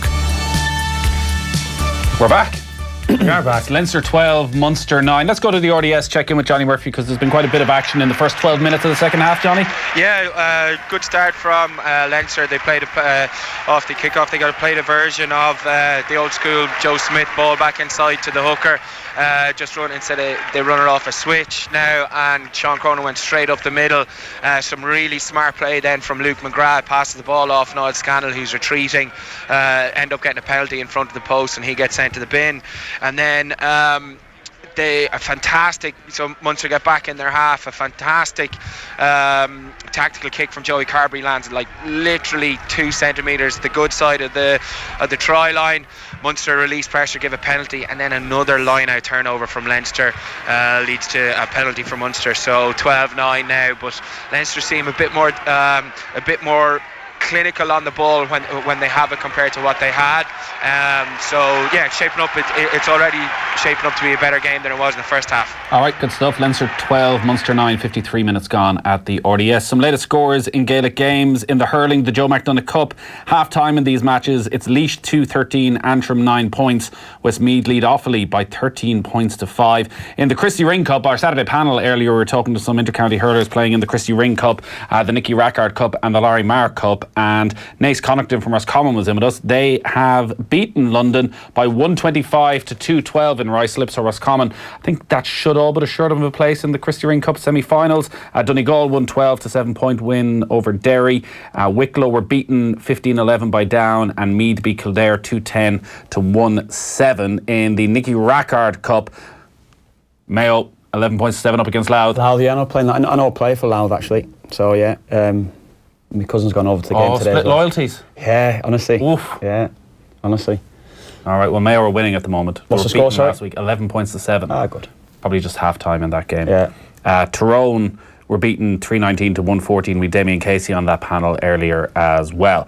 So that's up to date with the live Gaelic games. Not much live football today, but it is the final day of the Bundesliga season, and there was a chance still there might be a twist in the title race, sort of similar to the Premier League last Sunday, where Bayern Munich would have to lose their game, Borussia Dortmund win their game, but it looks as though Bayern Munich are going to win the Bundesliga title yet again. 3-1 up against Eintracht Frankfurt, goals from Kingsley Coman, David Alaba and Renato Sanchez with the goals. He's made a massive comeback, hasn't he, Sanchez? Unbelievable. Yeah, well, I think that's good. I mean, he looked like such a talent, So I mean, but whatever he does Party boy, apparently. Whatever he does now, he'll be described in the English media as Swansea flop. No matter what he does, where he does, that'll be the description. Borussia Dortmund, by the way, are 2-0 up in their game. If somehow Eintracht Frankfurt would come back in that, Jadon Sancho yet again. Has he? What's that? Must be 14 goals now. 14 goals and some insane amount of assists. Yeah, brilliant. Is it a spoiler to mention what's happened in the RDS? The spoiler? No, I don't think so. It's live sport, Johnny. That's the aim of the game. Let's go to Johnny Murphy and find out what's happening. And I'm going to spoil your spoiler. Johnny, what's happening? Johnny, can I ask you, have you ever seen a 1-2-3 set up a side before like that? I just about to go through that. That was unbelievable. The Leinster were so controlled and accurate off that set. I'll get to what Johnny said there in a second. Can you explain that to me? I need that explained to me first. So they played. They played to width back to the far side, and then came back to width again with the two wingers, Dave Carty and James Lowe. Two really good breaks down there, and then they went straight back to width again. And the last three sets of hands that scored were Cian Healy passed to Tadhg Furlong to Sean, and Tadhg Furlong passed to Sean Cronin, who went over on the edge. In terms of like purist rugby, you can't see better than that, and to have your front row players executing a 3v2 on the edge like that is exceptional. Have you ever seen that before? Like, it was brilliant. We've all seen things that we've never seen before in the last couple of minutes. But it was like it was really, really good, controlled, clinical play. And the best thing about it was when the front row had the ball in that position, there was not one of them panicked. They squared up on the ball, drew a man, and passed at the right time. And then Sean Cronin had a walk in, stepping off his right foot. Really, really good play. Johnny Sexton just come onto the park now, so that's just if Leinster can keep this going, then it's going to be a long way back for Munster. But Munster now need to get their hands back on the ball and throw a bit of caution to the wind, because you're not going to come back and beat Leinster by playing the way they've been in terms of one-out rugby. They're 10 points down with 23 minutes to go. They have to throw caution to the wind now. All right, first try of the game goes to Leinster. 19:09, 57 minutes gone. Our coverage of Leinster-Munster brought to you by Leia Healthcare, official health and wellbeing partner to Leinster Rugby. What did he call it? A 1-2-3? That was amazing, John. Wow. 1, 2 and 3. I've never seen that before. Until a few weeks ago, Johnny thought the 1-2-3 was a bust that starts off in Reno and goes through. And now he is. I'm proud of you, Johnny. I feel like we've got people in the wrong position here. That Johnny Ward should be at the RDS talking rugby, and Johnny Murphy should be in the studio talking horse racing. He should, yeah. Although the Black Rock Syndicate have probably overtaken the Rugby Racing Syndicate. That video is brilliant, isn't it? Yeah. That's a classic video. What's going on here? Have you not seen this? Oh, no. Brilliant material. Black Rock Racing, the good boys of Black Rock. The school. Okay. I assume it's an old boys club, is it? That they have a syndicate. Yeah. You're to call them good now is being very suggestive. Like, who knows? Well, they're from Black Rock. I just said it. I mean, people can interpret any which way they want, but people have seen this. Black Rock, there's been a promotional video for this. To live there someday. Well, actually, Johnny's slowly but surely working his way towards it. In Fatima at the moment. Yeah, they have a horse, and the horse keeps winning, and a lot of people are happy for them, and some people aren't happy for them. But you need to look at the video. The video's brilliant. The video it's a promotional thing. Okay. Yeah, is it gone viral? Oh, it went viral during the week. Yeah. Okay. Hayley Turner like aloft on the shoulders and all. Loving it. What didn't go viral was Kevin Kilbane's team of the last decade in the Premier League. I did it not know. Let's go through it. Well, it might today, because we'll have a proper debate. Here it is then. Kevin Kilbane's Premier League team of the last decade. I picked my team as well, Kev, the other night, without knowing yours, just to see, were we on, football men, were we on the same wavelength? Yeah, I hear Were we on the same wavelength? Football men. Football men. It's not supposed to mean. You were a football man until about 3 weeks ago, Johnny, but now your head has been turned. Yeah, he's coming in with 1-2-3s and things like this. Have you ever seen anything like that before? No, because I didn't watch the sport until recently. The guy where number 2 scored the try. Is that allowed? Is this allowed? What the hell happened here? You watched Five Nations when you were a kid, no? I actually did. Yeah, we all watched. I used to watch.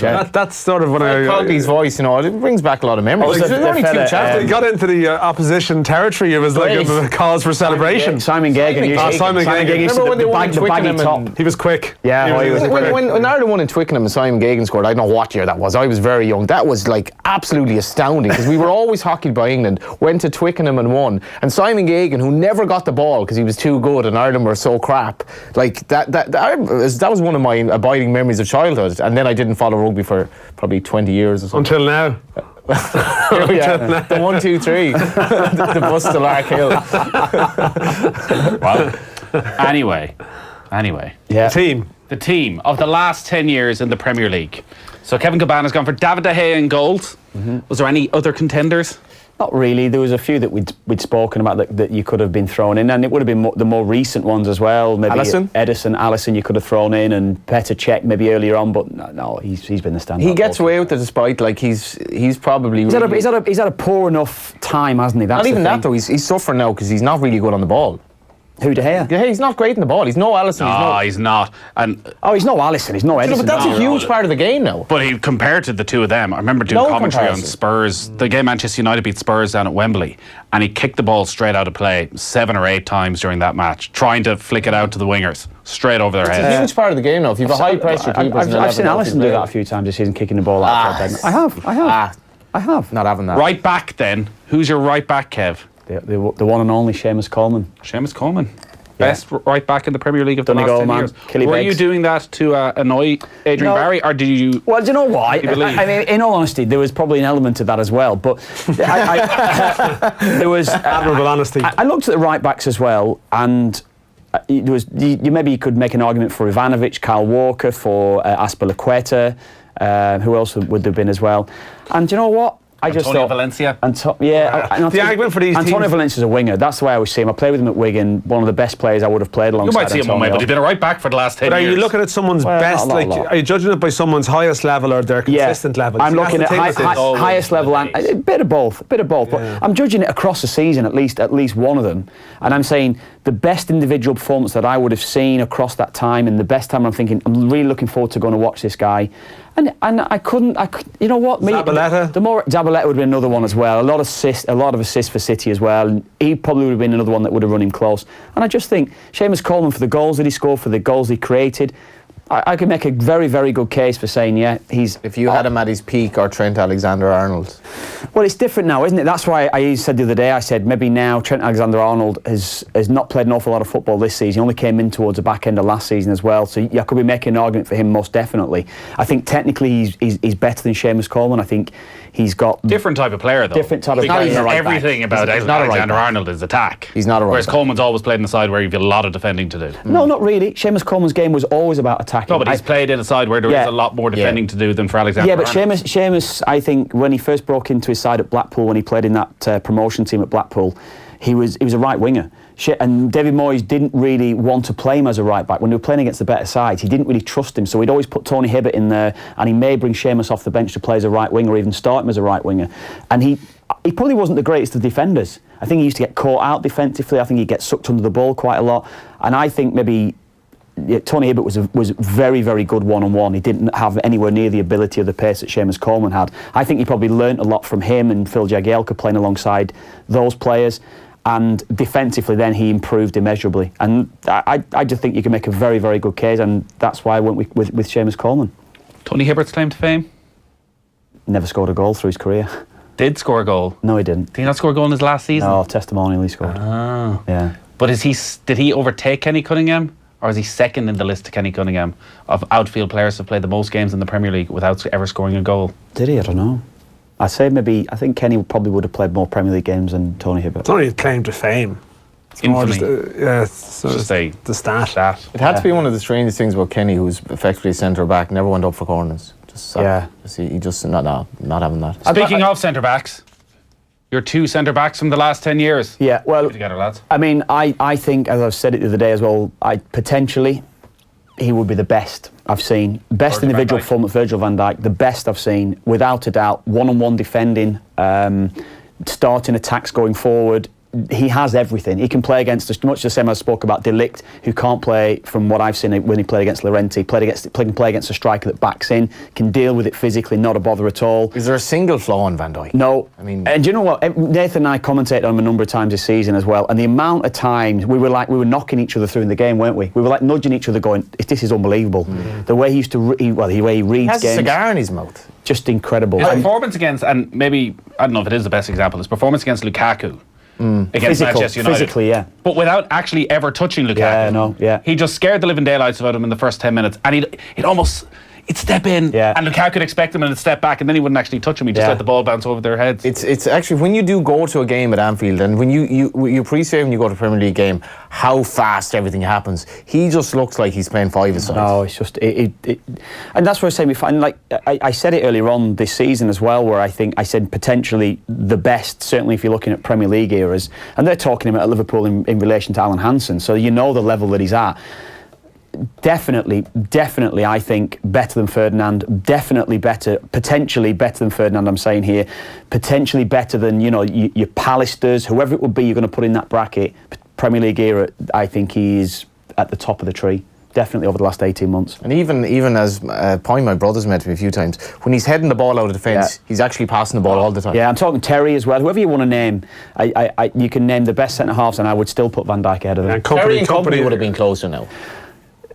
Yeah, but Terry and Company is different. The reason why I went with Company, I think John Terry's best decade was prior to this one. And I think Company, although he's not played a lot of football over the last couple of years, leadership, the Mr. Man City, what he's brought to that club and what he's done in this decade, I went with Company over Terry because I think he's... What about Vidic? Vidic, again, was it his best years? You'd probably say, defensive-wise, I'd probably say maybe the best years would have been before that as well, defensively and everything. Company's timing. I mean, he's perfect for the timeline of this Company. Yeah, and the Company has everything. I think defensively, he was certainly brilliant. If it's your team of the 2000s, if it's Terry, Terry or Company, then in that debate. Terry or Company in that debate. Okay, sorry, I'm muddying the waters here. What if it's the all-time team? But that's the thing. If you're talking all-time team, I'd be putting Van Dijk in within that. Okay. That's the thing. I was interested to hear who your left back was, because when I was trying to put this together, it was that's the most challenge difficult position. Well, I said that. You've gone for Andy Robertson. Leighton Baines has got the Premier League most assists for a defender. It's in an excess of 50 now, and there'll be him. You could throw in Danny Rose, Luke Shaw. There's a number of players. Did Aspilicueta play enough at left back? You'd associate him as a right full, wouldn't you? Although he would have played a certain amount of games. He probably played in that title winning side, didn't he? When Ivanovic played right back, he played left back. He'd be a shout, maybe. But I think Robertson now, what he's done, I think he's taken that position, certainly modern day fullback now, and I think it certainly helps him that he's got Van Dijk inside him. Without a doubt, he does. He has a license to get forward. The amount of goals he creates, how quick he is. His dynamism, his ability to get back as well, back into the shape of the side. I couldn't look beyond. And again, people would argue to say, well, he might have only done it over a year or 18 months. And I'll take that and think fair enough. But I'm judging it on the performances that I've seen consistently, maybe over a season. And I think he would be the best. Midfield three. It was very difficult. To pick. Yeah, I've gone for a diamond midfield. It was difficult to pick a side and how you could maybe go with midfielders. N'Golo Kante, Kevin De Bruyne, David Silva, and Gareth Bale. Gareth Bale at the tip of the diamond. Yeah, sitting or in any of the positions you could be looking at Yaya Toure. It's kind of an attacking team now. Yeah, Yaya Toure. That's why I've got Kante. A lot of pressure on Kante in your team. Kante just has to hold everything. Yeah, he has to soak up literally everything. Well, particularly as it's a younger Seamus Coleman that's in the side as well. In this sort of how we've managed to freeze everything at a moment. Yeah. Well, Van Dijk, if you Van Dijk and Kante. Actually, you're grand. Van Dijk is playing off fine. So Company's not going to go forward, is he? You've got a good little triangle there that's always going to protect. That's what you've got anyway. But you know what? In saying that as well, I can totally imagine Seamus Coleman playing in that team. Though, you know, when you've got the dynamics of the side and you've got players that can sit, players that can do various things, two fullbacks that are just so attack-minded. I could see that. But I say the reason why I went for Kante, I just think his ability to get round the pitch, sense danger, and also his ability to start attacks going forward. I'd put him ahead of Yaya Toure. I know people say Yaya Toure with the goals that he scored, and I'll take it. Maybe the argument could be for Toure to play there. Gerrard, I suppose, as well, you could look at. But Kante, over the decades, I think the best performances I've seen playing in that position, yes. there's almost a negative recency bias now when it comes to Gareth Bale. You forget, firstly, how unbelievable he was for those couple of seasons at Tottenham. He was one of the few, much like Luis Suarez, who was able to raise his side 5-6 places just off the back of his own position. Goes to Real Madrid as this ridiculous career, but because the last 18 months have been a bit of a mess, it feels like it's sort of tarnished. Was he a no-brainer for your team? No-brainer. He used to be the most exciting player that I would have watched 3 or 4 years ago, 5 years ago, whenever it was he was playing for Tottenham. I used to love watching that Tottenham side. Him and Modric that was in there. He was sensational. AVB put him in that more advanced position. There are 3 Spurs players there, though, and one you haven't mentioned who's got to be close. Modric. Ericsson. Oh, Ericsson, yeah. But the thing is, I've gone with De Bruyne and Silva. Is De Bruyne lucky to be in there? No. One good season? No. One of the best players I've ever seen. The unlucky players. Best passer in the Premier League. There's 2 unlucky players. So your strikers, by the way, are Aguero and Suarez. Yeah. Hazard and Kane are the 2. Well, that's the thing. I could have put Hazard instead of Bale, right? And you can make the argument that Hazard's done it, and he probably is. But I love Bale. I used to love Gareth Bale. Maybe there's a left footer a little bit as well. Can play in a couple of positions. I just ever so slightly just have Bale just ahead of him for the performance. But you have a very nice bunch of lads as well, and then you have Suarez. Yeah, well, I mean, I could have put Costa. Costa's probably my favourite striker over the last 10 years. I love Costa. But Suarez is class. I think Suarez, out the 2 of him and Aguero, would be the number 1 striker. He's going to upset the dressing room in some shape or form. No or chance. everyone else. Everyone loves Suarez. They love him in the dressing room. Yeah. What an awful character. Do you? Really? Do you know him? Why? Okay, obviously, as a Soft Liverpool and blah, blah, blah, blah. But there's the childhood Liverpool fan of 96 is starting to... I was absolutely disgusted with what he did at Anfield, where he did, was it on Robertson? He did the deliberate, kicked him, absolutely kicked him, did it on the sly, and then went over to see was he okay. Yeah. After getting away with it, I was like, look, there's off the pitch reasons for not liking Suarez. His on the pitch Ivanovic. You got to like his on the pitch antics. Team could be too nice. That team could be too nice, John. That's a fair point. Kev's a bit nice. I mean, Kev is the manager of that team. I'm not having them. It's going to be too... We're taking him out Frank Lampard style. Be interested to see that receipt. Leinster 19, Munster 9, 10 minutes to go in that game. Give us your thoughts on Kev's team of the decade. Maybe it will go viral. Who's your manager, actually? Fabregas didn't get a look in, no? Your old pal? Absolutely no chance. Who's your manager? Pardon? Who's your manager? Who's the manager of the decade? Pep. Put Pep in there as manager, yeah. Pep would get the best out of that squad of players, wouldn't he? He'd be the director of football then. So recruiting all these players. Yeah, not be his assistant. Just be in his shadow. Get Arteta of the world. Fair enough. Yeah, there you go. Be a bad job. We're going to get Ray Hatton on the line and talk about the FA Cup final and reminisce about his FA Cup finals in a moment. We'll take a quick break and we'll get to Johnny Murphy at the RDS as well. Join the conversation on Facebook and Twitter. It's the security of knowing that my business is protected by 24-hour high-tech surveillance. Top security. The sign of security. You ready? A. Big A or small a? Big A, B, C. Big or small? Big B, small c. Is the next one D? No, it's not. I'm not stupid. Big F, small z. One of those squirrely things that looks like... No, you'll have to start again. A, B... With Vodafone's Guest Wi-Fi feature, you can connect your family and friends with ease. Now available with Vodafone Gigabit Broadband Superfast Fibre direct to the home. Vodafone, the future's exciting. Ready? Subject to availability in selected areas. T's and C's apply. See Vodafone.ie. If you could close your eyes and be anywhere in the middle of the week, why not make it the exquisite Sleeve Russell Hotel, County Cavan? Dream of beautiful lakeside walks, followed by utter relaxation at the Kuhn Spa. Imagine the perfect drive on our championship golf course, or indulge in our gourmet dining experience. Then the real dreaming begins, in the luxury of our finest bedrooms. Make midweek dreaming a reality at the Sleeve Russell. Visit sleeverussell.ie. Because they love making life easier, Apple developed Face ID, a super secure innovation letting you unlock the power of your iPhone or iPad by just looking at it. At CompuB, we think Face ID is a bit like another great innovation, our finance bundles, an easier payment option letting you play now and pay later. Our finance bundles make life, well, a little easier. When you think Apple, think CompuB, your Apple experts. Terms and conditions apply. There's a smarter way to find your perfect 192 than following the crowd. Subtract all the noise that's out there. Then choose a reliable brand, like one sculpted in Germany over 120 years. Filter the list for class-leading connectivity. Now select the one with the smartest choices around, like 0% PCP or HP Finance, €3,000 scrappage or 3 years free servicing. Make the smart switch to Opel. Discover Grandland X and Mokka X at our 120-year anniversary event. Visit Linda's Opel Finglas and Turvey for more. Opel, born in Germany, made for Ireland. Lending criteria, terms and conditions apply. Deposit required. This is a hire purchase agreement provided by Bank of Ireland Finance, a registered trading name of Bank of Ireland. Offer until June 30th. Life feels better when you know your loved ones are being looked after. Well, now you can protect your family's future for just €10.10 per month with Leia Life Insurance. Simply answer a few short questions. There's no medical required. And unlike any other insurer, you're covered by Leia Life instantly, which means your family will get a lump sum payment should you pass away. Join us online and you'll get a 10% discount and a further 10% if you're already a Leia Healthcare member. Visit leialife.ie or call us now on 1890 907 100. Insurance provided by iptiQ Life SA. Leia Healthcare Limited, trading as Leia Life and Leia Healthcare, is regulated by the Central Bank of Ireland. With An Post Money Current Account, free yourself from fees by earning money back into your account when you shop with any of our money back partners. There's no limit to what you can earn back. Customers have earned as much as €200 in a month.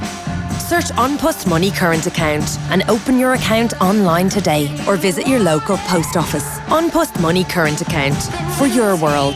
Money back is based on spend with selected money back partners.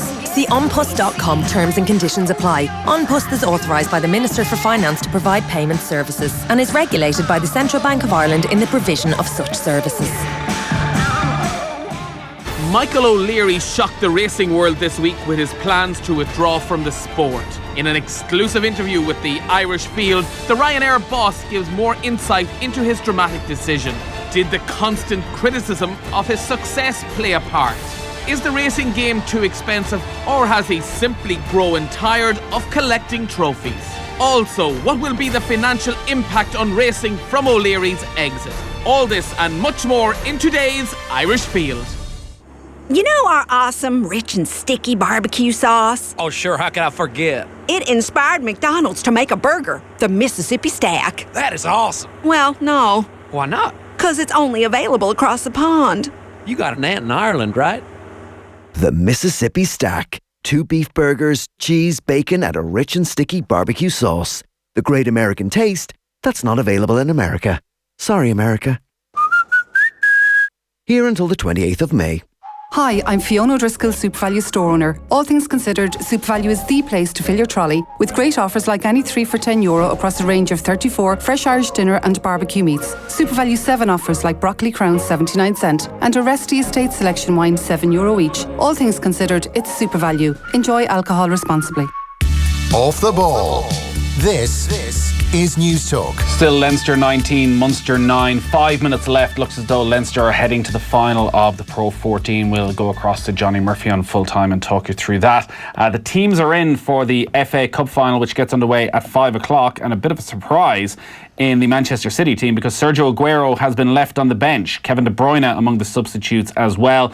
It's Ederson in goals, back four of Walker, Kompany, Laporte and Zinchenko, Gundogan, Silva and Mahrez in midfield. Bernardo Silva, Raheem Sterling supporting Gabriel Jesus. It'll be Bernardo Silva playing a little bit deeper and Mahrez alongside Sterling behind Jesus. And then for Watford, Gomez in goals. It is Femenia, Mariappa, Cathcart and Olibas at the back. Capu and Decore in midfield. Pereira and Hughes behind Deeney and Elefeu. So that is the team for the FA Cup final at 5 o'clock. This weekend, 30 years ago, was one of the all-time great FA Cup finals. It was an all-Merseyside affair when Liverpool beat Everton by 3-2. There was, as was the case 30 years ago, a strong Irish representation. Kevin Sheedy was in the Everton team. In the Liverpool team, we had Steve Staunton, the captain Ronnie Whelan, John Aldridge, and Ray Houghton, who is on the line with us now. Afternoon, Ray. Afternoon, Nathan. And Pat Nevin is with us as well, who played for Everton that afternoon. Yes, I am. How you doing, Ray? How you doing, guys? Did you want to take the call for this type of nostalgia, Pat, when it's a losing conversation? What, you mean you're going to talk about 1989? You should have told me that first, man. Yeah, call me back in 15 minutes. Ray, I have to admit it was a decent game. It was my first memory of an FA Cup final. I thought they were all going to be like that. Obviously, it wasn't the case. Ray, it was a remarkable day for so many reasons. Liverpool trying to bounce back from the defeat to Wimbledon the year before, from losing out to Michael Thomas just a couple of weeks beforehand.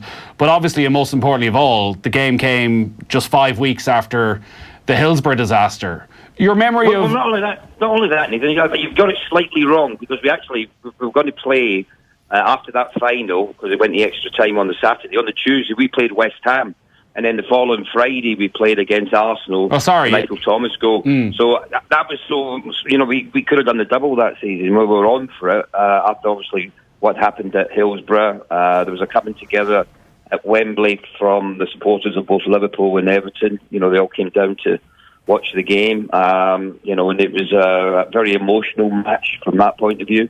But obviously, we just about got the upper hand over Everton over the course of the 120 minutes. Great. It was a fantastic game. Obviously, as I said, the emotional side of it was quite incredible, and it was on to try and win the league 6 days later. Kenny Dalglish said that it was a game that meant more to him than any other game he'd been involved in, an emotional experience, one that gave him a deep sense of happiness.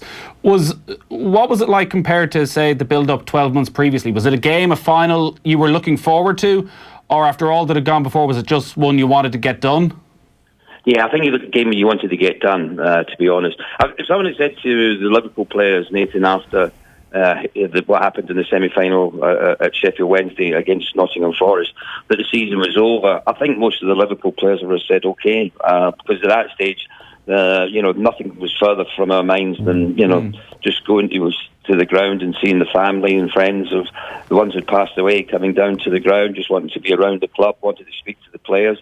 So we had no intent really. If someone had said don't play, we would have said thanks very much, but yeah, you have to go on it. You have to be professional. We had to play the games after that, and we were really focused on making sure that we finished the season in memory of the ones that passed away. So it was uppermost in our minds just to go out there and do as well as we could in the remaining fixtures that we had. What was the atmosphere like, Ray? It must have been a little bit kind of surreal and almost certainly subdued and a little bit unlike you'd have experienced, I suppose, at a game. Well, do you know what? It wasn't quite as subdued as you would think. The Everton fans came along as part of the city of Liverpool to come together. Because it wasn't just Liverpool that was hurting; it was the world of football was hurting after what had happened. We've all got fans of clubs. They all go to games to watch the team and support them as best they can. And you don't expect 96 of them not to come back from a semi-final, and that was the case. So the Everton fans were there because they knew people who died. Obviously maybe family, friends, relatives, or whatever the case may be. So they were there to support them and also support the team, and if you watch the game again, I think there was a couple of occasions, when the fans were on the pitch, and they just wanted to be part of the day. That's the way it came across, but it was very emotional. I did find that much more so than the other two finals that I played in the FA Cup. That was the most emotional one by far. Did it help, Ray, that it was actually Everton in that final? Yes, absolutely, Kev, no doubt about it. I think it was fitting in many respects because, as I say, there was some very tough games between the two teams in the city, but that brought everyone together. There's no question about it. If you looked at fans coming down to the game, whether it be on coaches, whether it be in cars, on trains, they all came down together. That might not have always happened, but certainly for that particular game, that was the case. The whole city came together to come down and support the team, but it was through, obviously this great tragedy that were there as such, and the players just wanted to put on a good show. Pat, from an Everton player's point of view, it certainly was quite fitting that it was a Merseyside derby for a cup final, because it wasn't just a tragedy for Liverpool Football Club, it was a terrible tragedy for the city of Liverpool. The build-up from an Everton player's point of view, what was it like?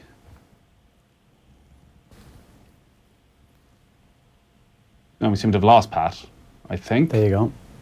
Unfortunately. Yeah, Pat isn't with us at the moment. We'll come back to Pat and Evan in just a moment. Ray, the emotion of the day then, like, had you spoken about that in the dressing room the day before the game, how to to channel that in the right way, that you could go and perform on the day and weren't sort of overwhelmed by everything that was happening? Do you know what, Nathan? We didn't need a team talk. Everyone knew what it was about. You know, we knew that we had to go out and perform for obvious reasons. You mentioned the season before losing to Wimbledon. You know, that was my first ever FA Cup final that I played in. And when you don't perform and you end up on the losing side, it hurts. So when you get back there, you know, you want to make doubly sure that you're ready for it. And I think, as you say, with all the emotions that was going on, that the players knew. You didn't have to go around and tell anyone. There was no real team talk from Kenny Dalglish. It was just go out there and perform. And, you know, we went 1-0 up when John Oldham. I mean, John missed the penalty this season before in the final against Wimbledon, and then gets the opening goal, you know, the following campaign and the final in '89. So from his point of view, you know, that was great for him. You know, it really helped him. And, you know, in fairness to Everton, they got themselves back into it. And then we went 2-1 up. They pulled it back again. Stuart McCall got his second goal of the game. And then went the extra time in. Barnsley played the ball in, rush header. And that was it, you know. And then it was just joy scenes, I think, from the Liverpool supporters that their team had won the FA Cup that season. Pat Nevin is back on the line. Pat, we were just talking about the build-up to the game and how fitting it was that it was an all-Merseyside Cup final, because it had been a true tragedy for the city of Liverpool, and the effect that might have had on the Everton players in the build-up to the game, and what should have been this joyous experience. The FA Cup was the biggest game in English football at the time, something you just can't wait to walk out at Wembley, and it's a very different day from what it should have been. Completely different day. A real shame, a real sadness that, you know, that any football game should be affected. But hey, that was so background. You didn't care about that at all. What you did is quite simply the best you could possibly do under that circumstance. I didn't want to play the game because I thought it was that unimportant. And because the families said, no, we want to play, the families of those who died wanted to play, we thought, right, we'll play and we'll give it a real good shot. Because you have to show respect for it. And that. It was a strange time. Nobody on the planet wanted us to win, clearly, but we weren't going to step off it. And it did turn out to be a classic game, but also, more importantly, the fans got together. The feeling before that game was extraordinary. The emotions before that game were extraordinary. And I went away not disappointed losing the game. You know, I've never watched the game to this day since, ever. You know, I've seen a goal vaguely once or twice. Often use some part phrases about it, such as, you know, they cheated, which they clearly did, by bringing John Aldridge on, and sort of bringing Ian Brush on as a substitute. That's definitely cheating. Always felt that was the case. But the quality of team that we were playing against on the day was extraordinary. Oddly enough, I'd had the weirdest week. I'd actually scored two FA Cup two semi-final winning goals within a short period, within a week. And it was another cup, it was the full Members' Cup and the FA Cup within a week, and it wasn't noticed by anyone. And any other time I'd have been upset with that. I couldn't give a stuff at the time. Yeah. But I remember going out before the game. You've seen the Everton fans; they wanted to win that game. It was a game, but it also was two clubs that kind of, you know, almost pretend hatred towards each other. It was completely dropped for that day, but it was still passionate though. Yeah, it must be an incredibly difficult thing for, you know, lads in their 20s, particularly the Everton players, where I guess at the time, I have no memory of it, but that all the neutrals wanted Liverpool to win, that felt it would be just and right if Liverpool won that game, and you're going in to try and upset that and to try and mark your own careers with an FA Cup medal, but knowing that really the right thing for history is, in a way, for Liverpool to win this. No, you think that afterwards. I'm afraid before the game, you just do the right thing. You try and win the game. I gave everything I had that day, and I know every one of our players did exactly the same. There was nothing left there. Liverpool didn't beat a weekend or an average or an Everton side that were going at 90% or 80%. No, Liverpool beat us when we were going at 100%. You had to put that behind you. Not the thoughts of what had happened, because they were always there, but professionalism takes over. And it really does. It just, you think, no, get your head right. You've got 90 minutes, or in this case, 120 minutes to get it right. I mean, the last thing I wanted, I wonder if Ray knows. Is Ray still on the line there? Had it gone to 3-3, had we equalised again, I don't think it was penalties. I think it was a replay, wasn't it? Yeah, it was a replay around then. 1990 it went to a replay.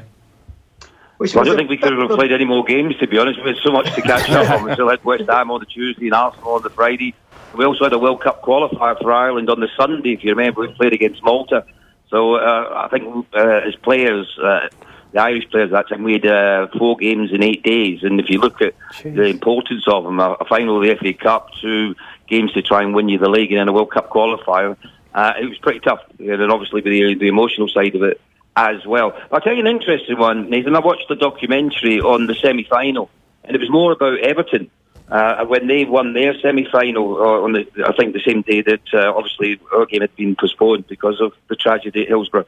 And if you watch the Everton fans coming out of that and the Everton players after that semi-final win, which should have been a joyous occasion, because you're getting to the final, it wasn't.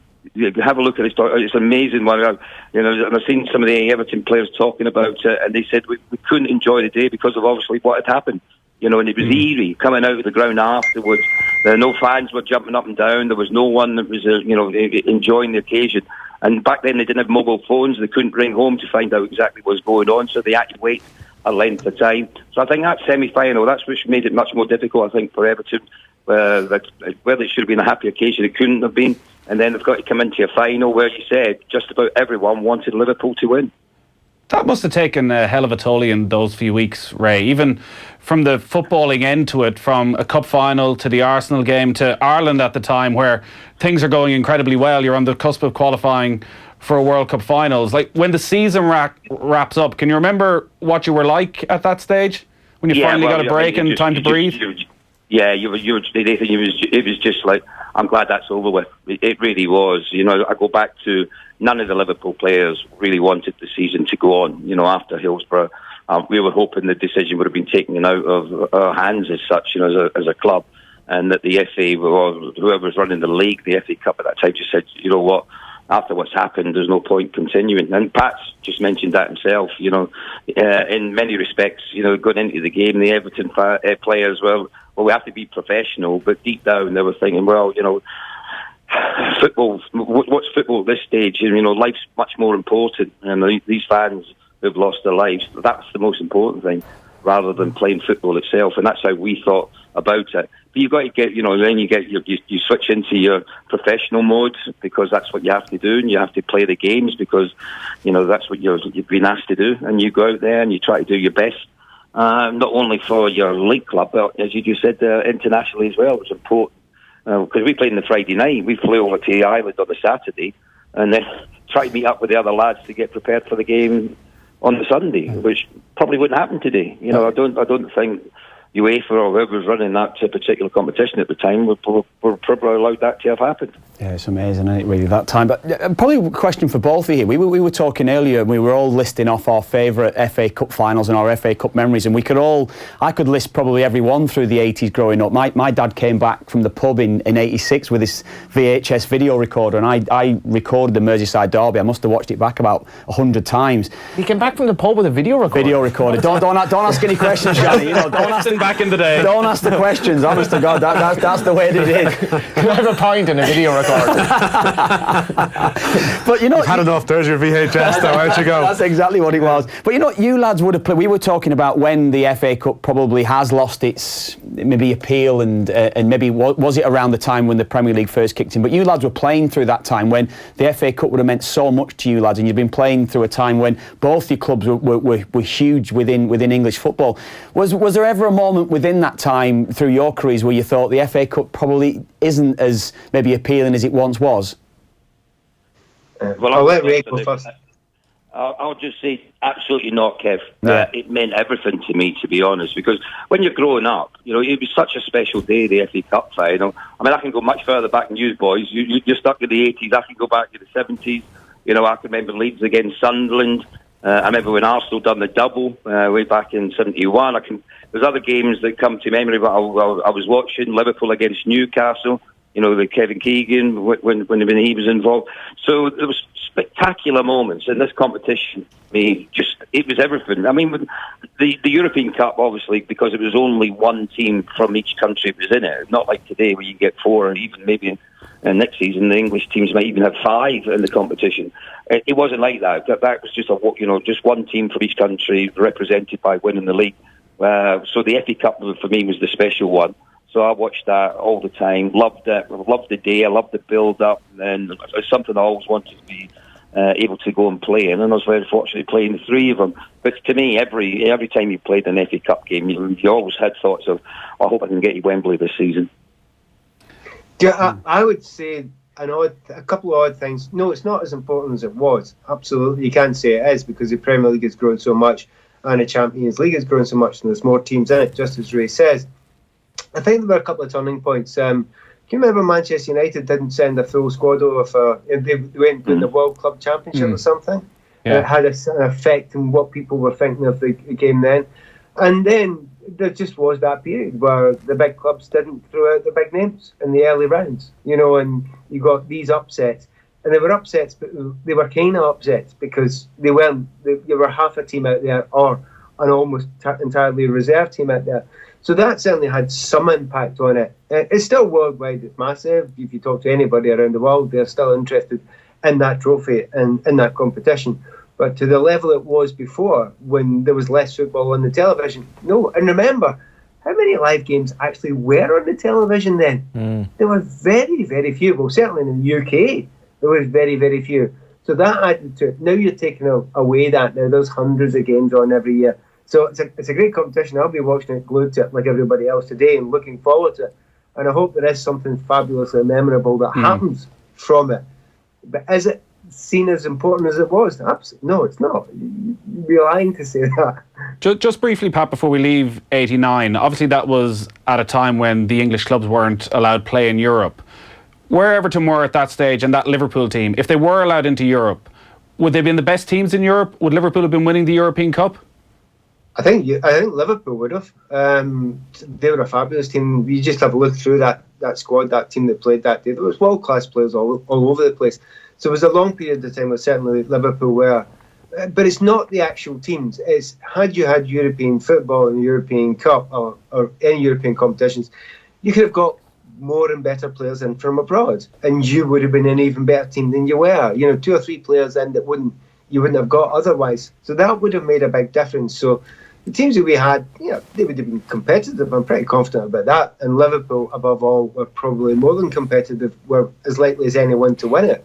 But it was just such a shame because I lost my entire European career over that. I never seen any European football until Tranmere Rovers in the Anglo-Italian Cup, and that was sort of gutting to have that taken away. And you listen to the stories these days of all these players that played all these.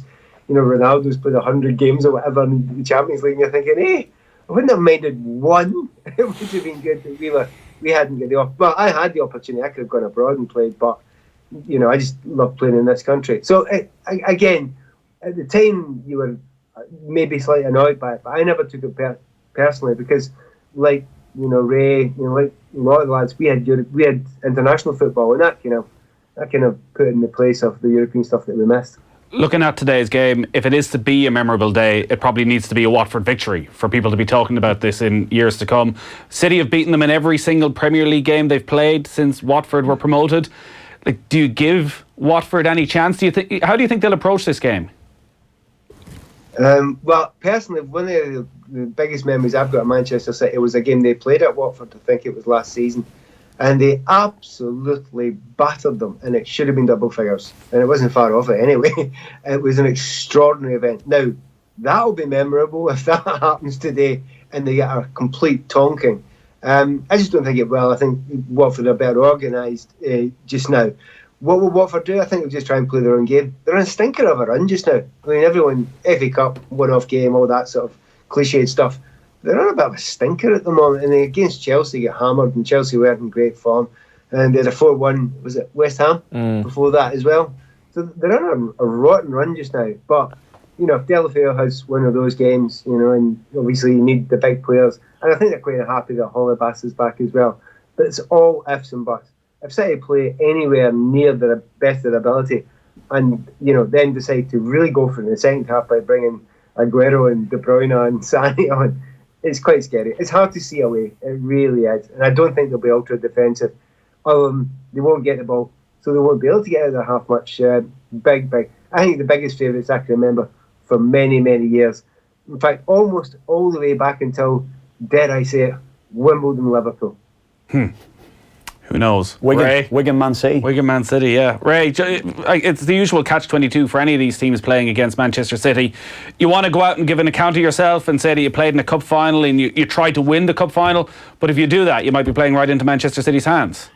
Well, that's a point in case, Nathan. I absolutely have to disagree with you, though, where you said there, it's only going to be a great game if Watford win. I'm sorry, but let's just understand what Man City could achieve today. They've already won the League Cup. They've won the league. They're on the cusp of being the only team in England ever to win all 3 domestic trophies in one season.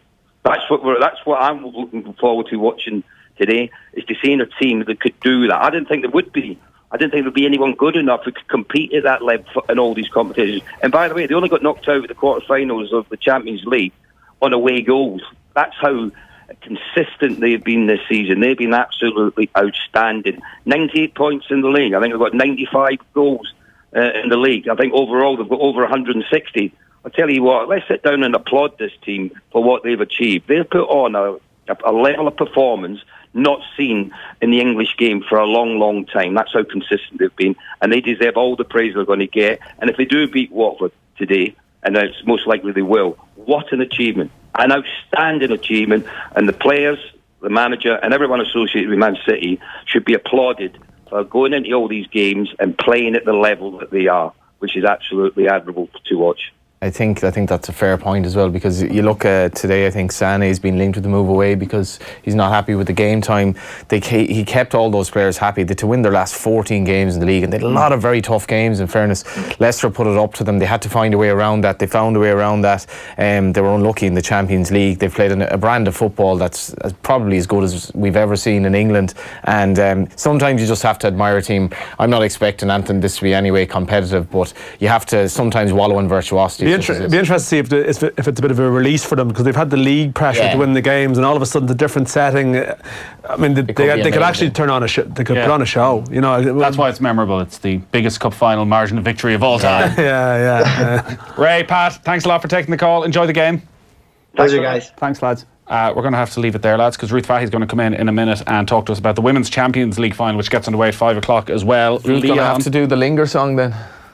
Going to have to be Ruth. Oh, you're going to hang around? No, hang around and do the Linger song. You have to linger. I mean, you're going to have to linger to do Linger. But we do need to go back to Johnny Murphy at the RDS, because the full-time whistle is gone and Leinster are through to the final of the Pro 14, and quite convincing in the end, Johnny. Yeah, it was. Johnny Sexton came on and really kind of galvanised in training. His first touch, he had an immediate impact. First touch of the ball, he went for kind of a 20-metre gallop, and they kind of continued from there.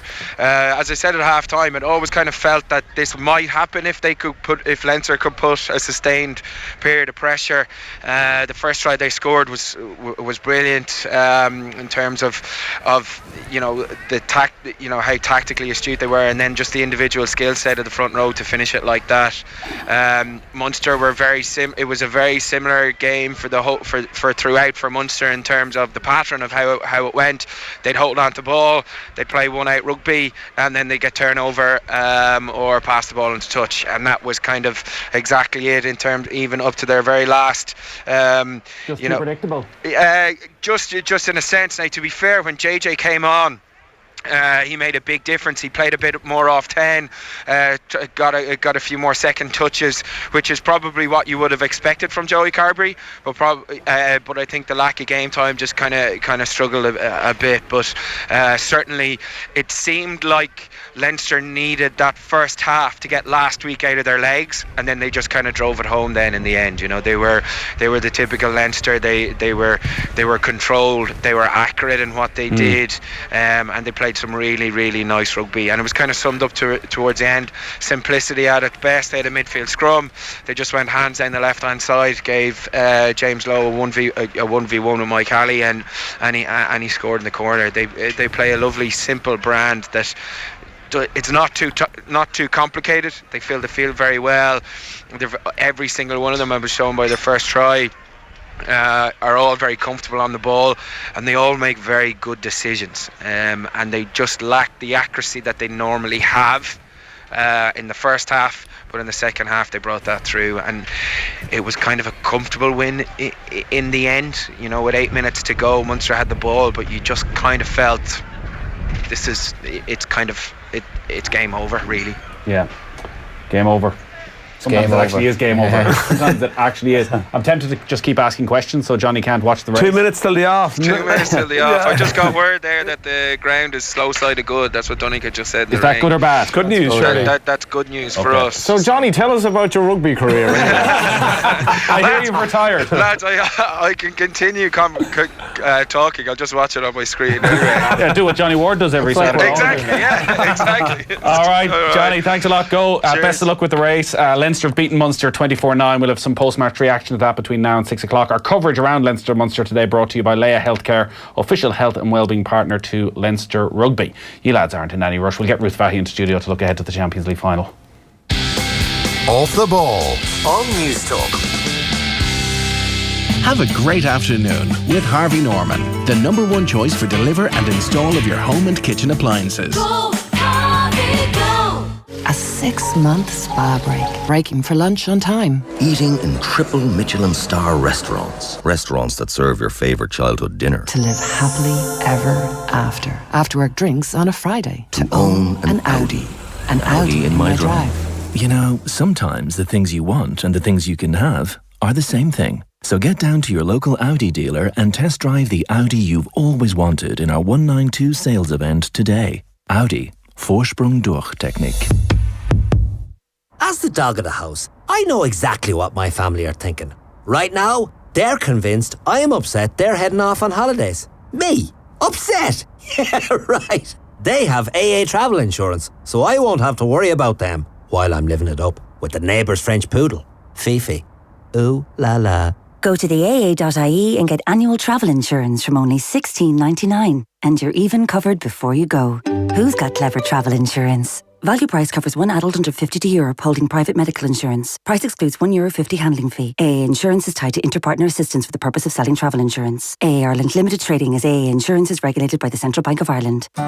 Whatever's on your list, come in and see how much you can save at Lidl. Check out our 3 for €9 mix and match meats like fresh Irish round steak, fresh Irish turkey breast steaks and fresh breaded chicken goujons. And check out our big brand super savers like Flora Spread, just $1.99, and 7-Up 2 litre, an amazing 2 for €2. Lidl, more for you.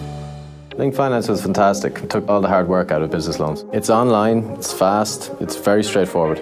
It really is the future of business lending in Ireland. Paul Cummins from leading safety consultancy Sea Change is among thousands of ambitious Irish business leaders who now use linked finance to fuel their plans for expansion. Our game-changing approach means easy applications, quick decisions, dedicated account managers and business loans of up to €300,000 in just 24 hours.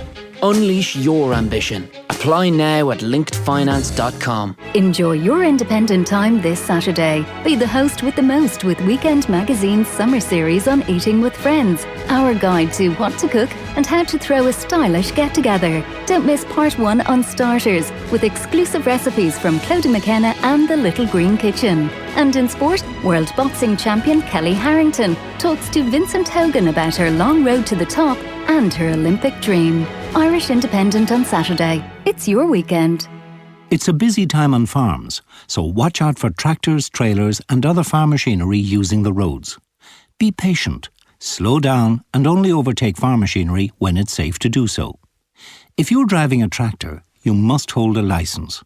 Make sure your vehicle is roadworthy, check your load regularly and drive at a safe speed. Be aware of traffic building up behind you and when possible, allow cars to pass safely. From the Road Safety Authority and the Irish Farmers Association. Hello, sunshine. The Pamela Scott summer event is now on. 20% off all full-priced items. We have you covered with dresses, tops, shorts, sandals and so much more to keep you cool. Enjoy 20% off in all Pamela Scott stores nationwide and online. The summer event is now on. Use voucher code SUMMER20 at pamelascott.com. At Carphone Warehouse, make real savings with exclusive deals you won't find anywhere else. Get the new sleek Samsung Galaxy A50 for free with Samsung Cashback. Or get the seriously innovative iPhone 7 for only €99, both on a €30 a month plan with 3. The only network with all-you-can-eat data, but only when you switch at Carphone Warehouse, the home of the networks. Any network, any phone, any plan. Only Carphone Warehouse. T's and C's apply. Offer subject to 24-month contract. Summer is here, and so is the Harvey Norman Summer Sofa Sale, with massive savings and the biggest discounts across our range for a limited time only. With handmade sofas from €389, up to 50% off recliner sofas, and sofa beds from €149, all with a free 10-year structural guarantee. Plus, interest-free finance available. Immediate delivery on a huge selection of sofas. But hurry, the Harvey Norman Summer Sofa Sale must end soon. Go! Terms and conditions apply. See harveynorman.ie for details. It's the follow somewhere around the world jackpot. The lotto jackpot is €6.2 million. Play in-app, in-store or at lottery.ie. Lotto. Time to play. Estimated jackpot. Discover even more of the world this summer with Qatar Airways. Fly daily from Dublin to your favourite destinations with increased flights, complimentary seat allocation and a 30-kilogram bag allowance as standard. Book now at QatarAirways.com. Qatar Airways. Going places together. Off the ball. This is News Talk. So Leinster through to the Pro 14 final. They've beaten Munster 24 points to 9. They'll play Glasgow Warriors at Celtic Park next Saturday evening. In keeping with off the ball rules, we have a 2-1 Mayo to Galway ratio in studio, but we've got rid of Johnny Ward. Ruth Fahey is with us. How are you? Good, Nathan, thank you. So we're about 16 minutes away from the final of the Women's Champions League, Lyon against Barcelona in Budapest. And quite a bit of hype around this game, and particularly quite a bit of hype around this Lyon side. There's a piece in the New York Times today where Rory Smith says, this is a club that does not lose. It is the most dominant and possibly the best sports team on the planet. I actually read the same piece this morning. I loved it because it was so apt, so accurate. If you look at the stats of Lyon in the past decade, I'd say, since about 2010, 2011, they've just been outrageously good. They've lost 2 league games. Yeah, in what, exactly. 9 seasons? It's insane. And even this season, 20 wins, 2 draws, 0 losses. They've been slightly competed against by PSG, but they're just not at the same level. But they've won. They're going for their 6th final win today, 6th Champions League final. They've been in 8 of the 10 last finals. They're like a star-studded team. Going through them, just the names are outrageous. Ada Hegerberg, everyone would have heard of, female Ballon d'Or winner earlier this year. Obviously, everyone will remember that name. We've got the likes of Les Sommer, French international with over 150 caps. Wendy Renard, you won't miss her, 6'2", extremely good centre half. She's the captain. She's going for a record 82nd Champions League appearance today. And Sarah Bouhadi is the keeper as well, over 130 caps for France. But in addition to that, they've got the German captain, the Japanese captain, and Lucy Bronze, who's the best right full in the world at the moment, English player. So talk about star-studded, like that just gives you a small glimpse. There's even more than that going forward as well. And is this all money-based? Is it that they're putting in far more investment than anybody else? Yeah, to be fair, I'm not sure if it's pinpointed that article, but Mary Hannigan had another article earlier in the week. His name is Jean-Michel Ola, I think, if I got it correctly. He bought Lyon in 1987 and just pumped loads of money in. And I've heard Ada Hegerberg talk about him. They all kind of put him on a pedestal because he really pushes the equality aspect, but you can see it like in the academies. The boys and girls train together. They use the same facilities. They're treated amazingly. I think it was in Rory Smith's article where they flew private chartered jet. You know, when they land, they get the same. They get their buses waiting for them. Yeah. What you'd expect for a team going to a Champions League final. Exactly. Ada Hegerberg's on about $8,000 a week. $8,000 a week, is that how it works out? I saw the 400k a year. Pretty nice. Were Lyon just ahead of the game? Did they pump the money in at the right time, so they've built a structure in place ahead of everybody else? Yeah, he was ahead of the game. Yeah. That's what it was. He was ahead of the game. But it's not, to be fair, what they've done now is set a template. So when you hear Ada Hegerberg is on 400k, you know, it's not just her. Renard, the captain, is on 348k. Alex Morgan, they came in alone. There's no salary cap in France as well, and would that be right? I would say I don't know for sure, but I'd say no, to be honest. Yeah. But what happens then is that filters through the rest of Europe. But they took the step forward, and now it's obviously paying off over the last decade. But Barcelona are trying to emulate that now. They only went professional in 2015, Barcelona, and since then they've kind of started building. They started recruiting. So it's about the recruitment. It's a high-profile recruitment. So, like, Lika Martins was brought in 2017. Have you heard the name Lika Martins? Yeah, I don't know if you have. yeah. Like, she's incredible. Not on the form she was in 2017, but she'll still be a big player tonight in the final. Toni Duggan, she's now top scorer Champions League. She got brought in from England. French centre mid, Amaoui, I think her name. She came from Lyon. So they're trying to emulate what Lyon have done, and other teams are doing that too. So the likes of PSG, the likes of Atletico Madrid, who actually took the La Liga title this year off Barcelona. And I don't know if you remember, there was like a clip going around on Twitter earlier this year. Over 60,000 attended that final between Atletico Madrid and Barcelona. Like, that was absolutely It was a sort of strange league campaign in Spain where Barcelona beat Atletico Madrid both times, but the couple of games they were the only games Atletico Madrid lost all season. Exactly. And still Barcelona didn't win the title. How have Atletico, given the money that's going to Barcelona, and how have they got to the level that Barcelona are at then? Again, money, resources. Yeah. So they were the top two, and then the equivalent of that, PSG and Lyon in France. It's money, so it's investment. Yeah. It's one big investor coming in and making that difference. So it's someone grabbing the commercial side of the club and driving it forward in line with the equality drive as well, and that's paying off. And like, we see it over in the WSL as well. Chelsea came very, very close to actually beating Lyon in the semi-final. It was 3-2 on aggregate. Chelsea exposed a couple of weaknesses in the back four. Lyon, like, that's massive for them to get semi-final and nearly get to the final. We haven't had an English team in the final since Arsenal in 2007 when they won it then. And how far off is the investment in England relative to those clubs then you mentioned? That's a good question. So, like, salaries, and people ask me, people always want to know how much they get paid. Of course, yeah. So everyone wants to know.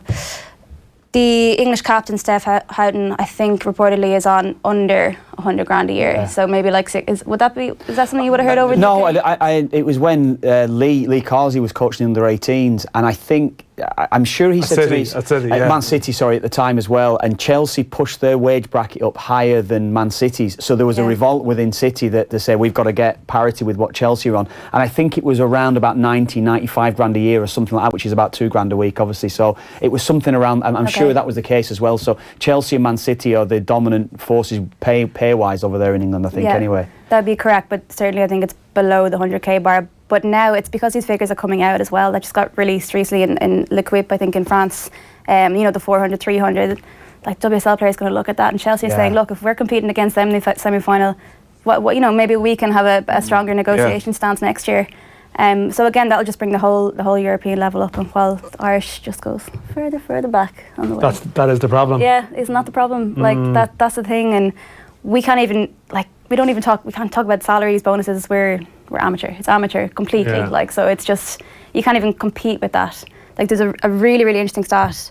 Lyon beat Ajax in the last 16 of the Champions League. On aggregate, I don't even remember that score, Nathan. It was 12-0 on aggregate, so 9-0 at home. Lyon. Ajax beat Wexford Youths 4-1 in the Champions League qualifiers last year. And now, to be fair, like, Wexford challenged them for maybe 45 minutes, and obviously, like, Ajax are a professional side as well, so fitness and all the likes of that would have paid out in the end. But then when they went on to play Lyon, I thought, okay, we'll get a good feel now for what kind of level it's at, because it's very hard to gauge it when there's only once a year when an Irish team comes against the European teams. But 12-0, I was like, Jesus, it's only getting worse and worse. And is it a similar comparison then with the men's game, whereby you look at the likes of Louise Quinn or Megan Campbell, who are playing for Arsenal and Manchester City, or playing for the leading teams, that our top 1% will always go to England and will always be able to make it, but that the standard here is actually stagnating, or is the standard even worse than where it was 5-10 years ago? I was just thinking about this morning over a coffee, and when you look back, like, the Women's National League was launched here in 2011. So back then, like, Louise Quinn played in Peamount. Denise O'Sullivan, arguably Ireland's best female player ever produced, played with Cork. Steph Roach played with Peamount. Anya Gorman, all the biggest, best players. Katie McCabe played in Ireland as well. Like, and now only recently, in the past 2, 3, 4 years, they've thought if they are good enough, they got to go. They got to get out. Like, they got to get out. And that's why it's... And when I say about keeping them here, people will immediately come back and say, look, Ruth, that's not realistic. Like, obviously, if you want to get paid to play and be a pro, you have to go. But because our league, we're only developing it now. It's being launched now. Could we not have... I don't think it was built like with a long-term plan. It was just like, let's get a national league up. We need to tick the box here. It has to be done. We want to say to UEFA, we've got a national league. But it's just, it's going backwards. Like. Eileen Gleeson had some strong comments in a piece last week in Fortitude.ie, who manager of Peamount was for a long period of time, and really laid it all out in a just sort of a very long piece, and was speaking maybe nostalgically about this structure that existed before the National League and maybe how it might have been stronger. You know, and that was someone who was, you know, very much respected within the game here. And it's the first time I've probably read someone maybe, you know, just go into it in that sort of forensic detail. It was, I loved it. Like, I loved the piece. Shared it with as many people as I could because... And what were the main points? Basically, so Eileen Gleeson would have managed a Peamount when they won the National League. I think they played PSG in the last 32 of the Champions League, and they got beaten. I was at the match in Sala, it was like 4-1, and they did okay away, I think. But again, so the gap wasn't huge. Like, it wasn't huge. It was a lot more competitive than it was now. She went on then to coach at UCD Waves for a couple of seasons, and only recently she's taken a step back. Really experienced, has a pro licence, you know, like one of the best coaches in Ireland, male or female. And she's put out this really good like array of like bang, bang, bang, all the points, just like that, where the Women's National League is really lacking. And it's like that. Her main point is the quality has gone down, which I've said before, because our players are leaving. That, like, for example, today I was on Twitter trying to see like who was playing who. Shelburne are playing Kilkenny. So immediately I just think I'm not even going to bother looking at that, because I know Shelburne, they're probably going to put like 7, 8, 9 past them. I'm not even going to bother. So she's making those points. She was making the point that players are leaving and that we needed more of a structure for people to stay. So more of an appeal if you're not going to get paid. And this has been a topic of discussion as well. Like, can we set up some sort of scholarship program? Can they get looked after in other ways? You've probably heard all these arguments before, Dan, have you? Yeah, and I mean, there's parallels with the sort of the men's football, but actually, like, it's, again, I'm not going to profess to be an expert at all, because I'm just not, you know. But to me, there's similarities, yeah. And also, the players you mentioned that played in the Women's National League here in recent times, like, they've gone to England and they're playing at a really good level over there. So actually, the gap is smaller, you know, in terms of individuals, like in terms of the individual's ability to go from here. So there's clearly players playing potential. In the top 2 or 3 Leanne teams. Kiernan has gone to West Ham, and like there's people, and like some of these quite younger players. So clearly the gap actually, there could be something of a decent level here if there was something, you know. I don't know what that something is. Again, you're again looking for the colleges, but like, we're talking about the broader Irish football picture off there a small bit. You're looking for that bottomless pit of money, but actually, like, there's a lot of things that just haven't been invested in over the last decade for a variety of reasons. And I do agree, there was an element of the Women's National League of like a lot of things that we've done in Irish football in the last 10 years of, well, let's just get it out there. We're doing this, rather than, and then when something bad happens, like a referee, you know, issues with referees, or that's almost, oh well, I mean, don't be highlighting that, we've got a league now. It's like, well, no, you either have something done properly or you don't have it at all. I think that's probably the issue. When, like, we are the Continental Tires were the sponsor for the past few seasons, and they've stepped away now. Like, they just stepped away and no one even noticed or spoke about it. I just noticed the Twitter handle had gone from Continental Tires Women's National League to Women's National League, and I was like, where, like, try not to curse here, but like, where's it gone, and what's Can I just ask you then, how has the women's game assessed what's happened then within the FAI over the last month or two then? How is it assessed? How have you assessed what's happened, what's gone on then? I mean, it might be, it's a very broad a question. We've all had our own opinions on what's gone on and what's happened at the very top of the FAI. But how have you assessed it, and how was people within the women's game assessed what's gone on then? Personally, for me, like, it's obviously, on one side, like, it's very sad to see, but I'm just so relieved. Like, I'm just so relieved finally that there's some change happening. I am happy to see that happen. The women's game across the board, I think, would have similar sentiments in terms of relief, because some people have come out with voices and cried out for help, you know, like that, the negative things have been highlighted, but there's absolutely nobody accountable to what's happened. Like, we don't have a representative. The PFAI don't represent the Women's National League. There is nobody to represent the Women's National League. There's no voice, because they represent professional players, and we're not a professional league, and there is no one there. So like, I on the one hand, like disgusted and sad to see all obviously the negative press, but like it's just time. Like I'm just delighted, and now hopefully there will be positive change. But there is one thing, like a lot of people will say, oh look, you know, now there's females on the board, like Niamh Donoghue, obviously our interim CEO is female, but I'm very wary to highlight that. Like it's not enough just to have females on the board. Like we really need now the right people to go in. For women's exactly, football. yeah. Like you may be in a high position in the company, but like you may not have a passion for the game. Like, and you need to have either ex-players, like someone like Eileen Gleeson, it's such a strong foothold in the game, knows the game inside out, knows what's wrong, and has ideas how to fix it. So someone like her, past players, like even I'd say someone like Anya Gorman, she's already with the PFAI, something like that. There, like someone like Niamh Fahey, who is close to retirement, currently with Liverpool, she'd be brilliant to have on the board. Like really, just a strong, intelligent head, so much experience, and can hopefully affect change. So, in summary, I'm delighted that change is happening. It's absolutely finally time. That's probably something that's going to start to develop now, and probably is this week coming to light. Is there's an opportunity here, and people have been waiting for opportunities for a long time, for good or for bad. That. Various different groups want a voice on the board, and suddenly there seems to be a little bit of a vacuum at the top of the FAI, that there's changes that people wanted to push through for years. They're going to try and push through as quickly as possible. That actually you still need to take a step back and say, all right, what's the best thing for Irish football? You still, you know, you say, who is the best representative for women's football? Who is the best representative for the players? That maybe actually rushing into these appointments isn't the smartest thing. Yeah, completely. I mean, you know, you speak to a lot of people who would be of the opinion that, I mean, for example, in the last week there was a big decision related to the change of the schoolboy season and the schoolboy football leagues, and you know, the leagues that were going to switch to summer they now have the option to switch to winter if they so wish, and there would have been opposition to that in certain leagues, and other places there wouldn't have been, and it's complex debate. And the move to summer soccer was probably seen as the most seismic change to underage football there'd ever been in this country. I mean, and now it's sort of... It was a decision. I mean, whether you like it or not, but at least sometimes the criticism would be the FA wouldn't have made decisions, and there would be people who would argue that it wasn't given enough time. But that's neither here nor there. The point is that the decision was made by a board who in theory are going to be stepping down, or meant to step down at the end of July. So this is like an interim solution at the moment. We're sitting here, what now, 17th of May.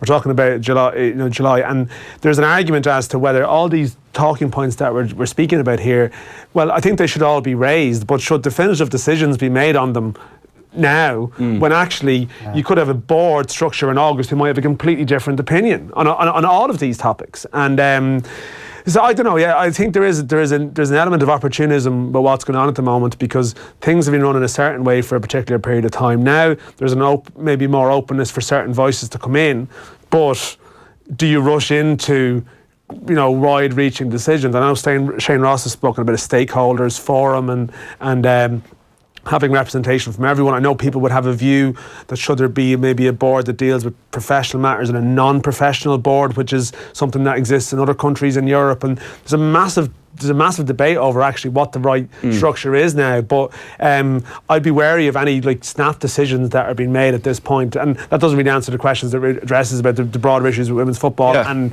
where we're at. But I think that there is a huge feeling of opportunity at the moment, but there's also a slight fear of rushing that opportunity as well, just for the sake of saying we were in crisis, everything's okay, give us our funding back, let's get going again. You know, there's actually there's probably a competing argument in this, is that it's a great opportunity, but you might have to suffer the pain of a long process towards getting that right. Would any of you be wary if there are current board members on the board then going forward? Then I think you possibly would be. Yeah, I think that's a fear that exists. I don't like to generalise all people, but I mean there are people involved there who've been involved at council and FAI level like for over 20 years. You know, and like some of these people are very central with the process now, and there is an argument there to say, well, I mean, you were there for a period of time where you could have affected change. So, and even those who might be relatively new or feel that actually they were trying to instill some change, but we're coming up against a brick wall, they're just going to have to accept, unfortunately, because you're part of this board and because of everything that's gone before, the best thing for Irish football is for you to move on. It's unfortunate.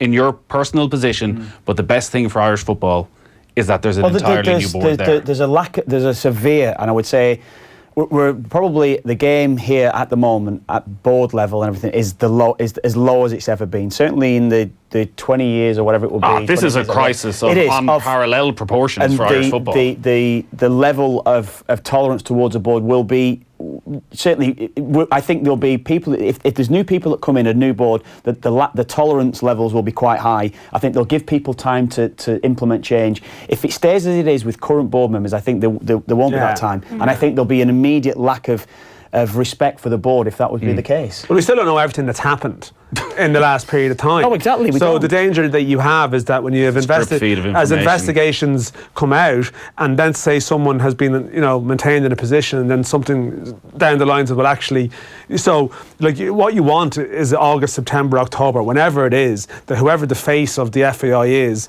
they're out there able to discuss the future, not constantly referring to the past. But if they're linked with the past, okay, that's not just been media dragging up negativity, it's what you have to do. I mean, this is proper accountability for things that have happened. So that is the argument for the clean broom. But then I also appreciate that, there's experience and knowledge of football. So look, there's a balance, and there's a real balancing act to be found here. But I think, if we have a thing in July and in August, a lot of the current board are still there, I don't think the public are going to swallow that. Yeah, just on this Champions League final, which I know you want to go and watch, it's just underway. It's on BT Sport 3, is it?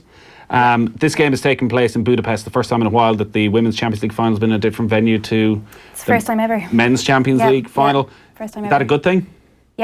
Yeah, I would advocate for that for sure. I actually was always strongly advocating that. I got hammered last year when I suggested that the Women's FAI Cup final get taken out of the Aviva. I think 100% the right thing to do. Yeah. I think a cup final at 12 o'clock in the day is... Do you know what it was? It was a couple of years back where I got the ticket for...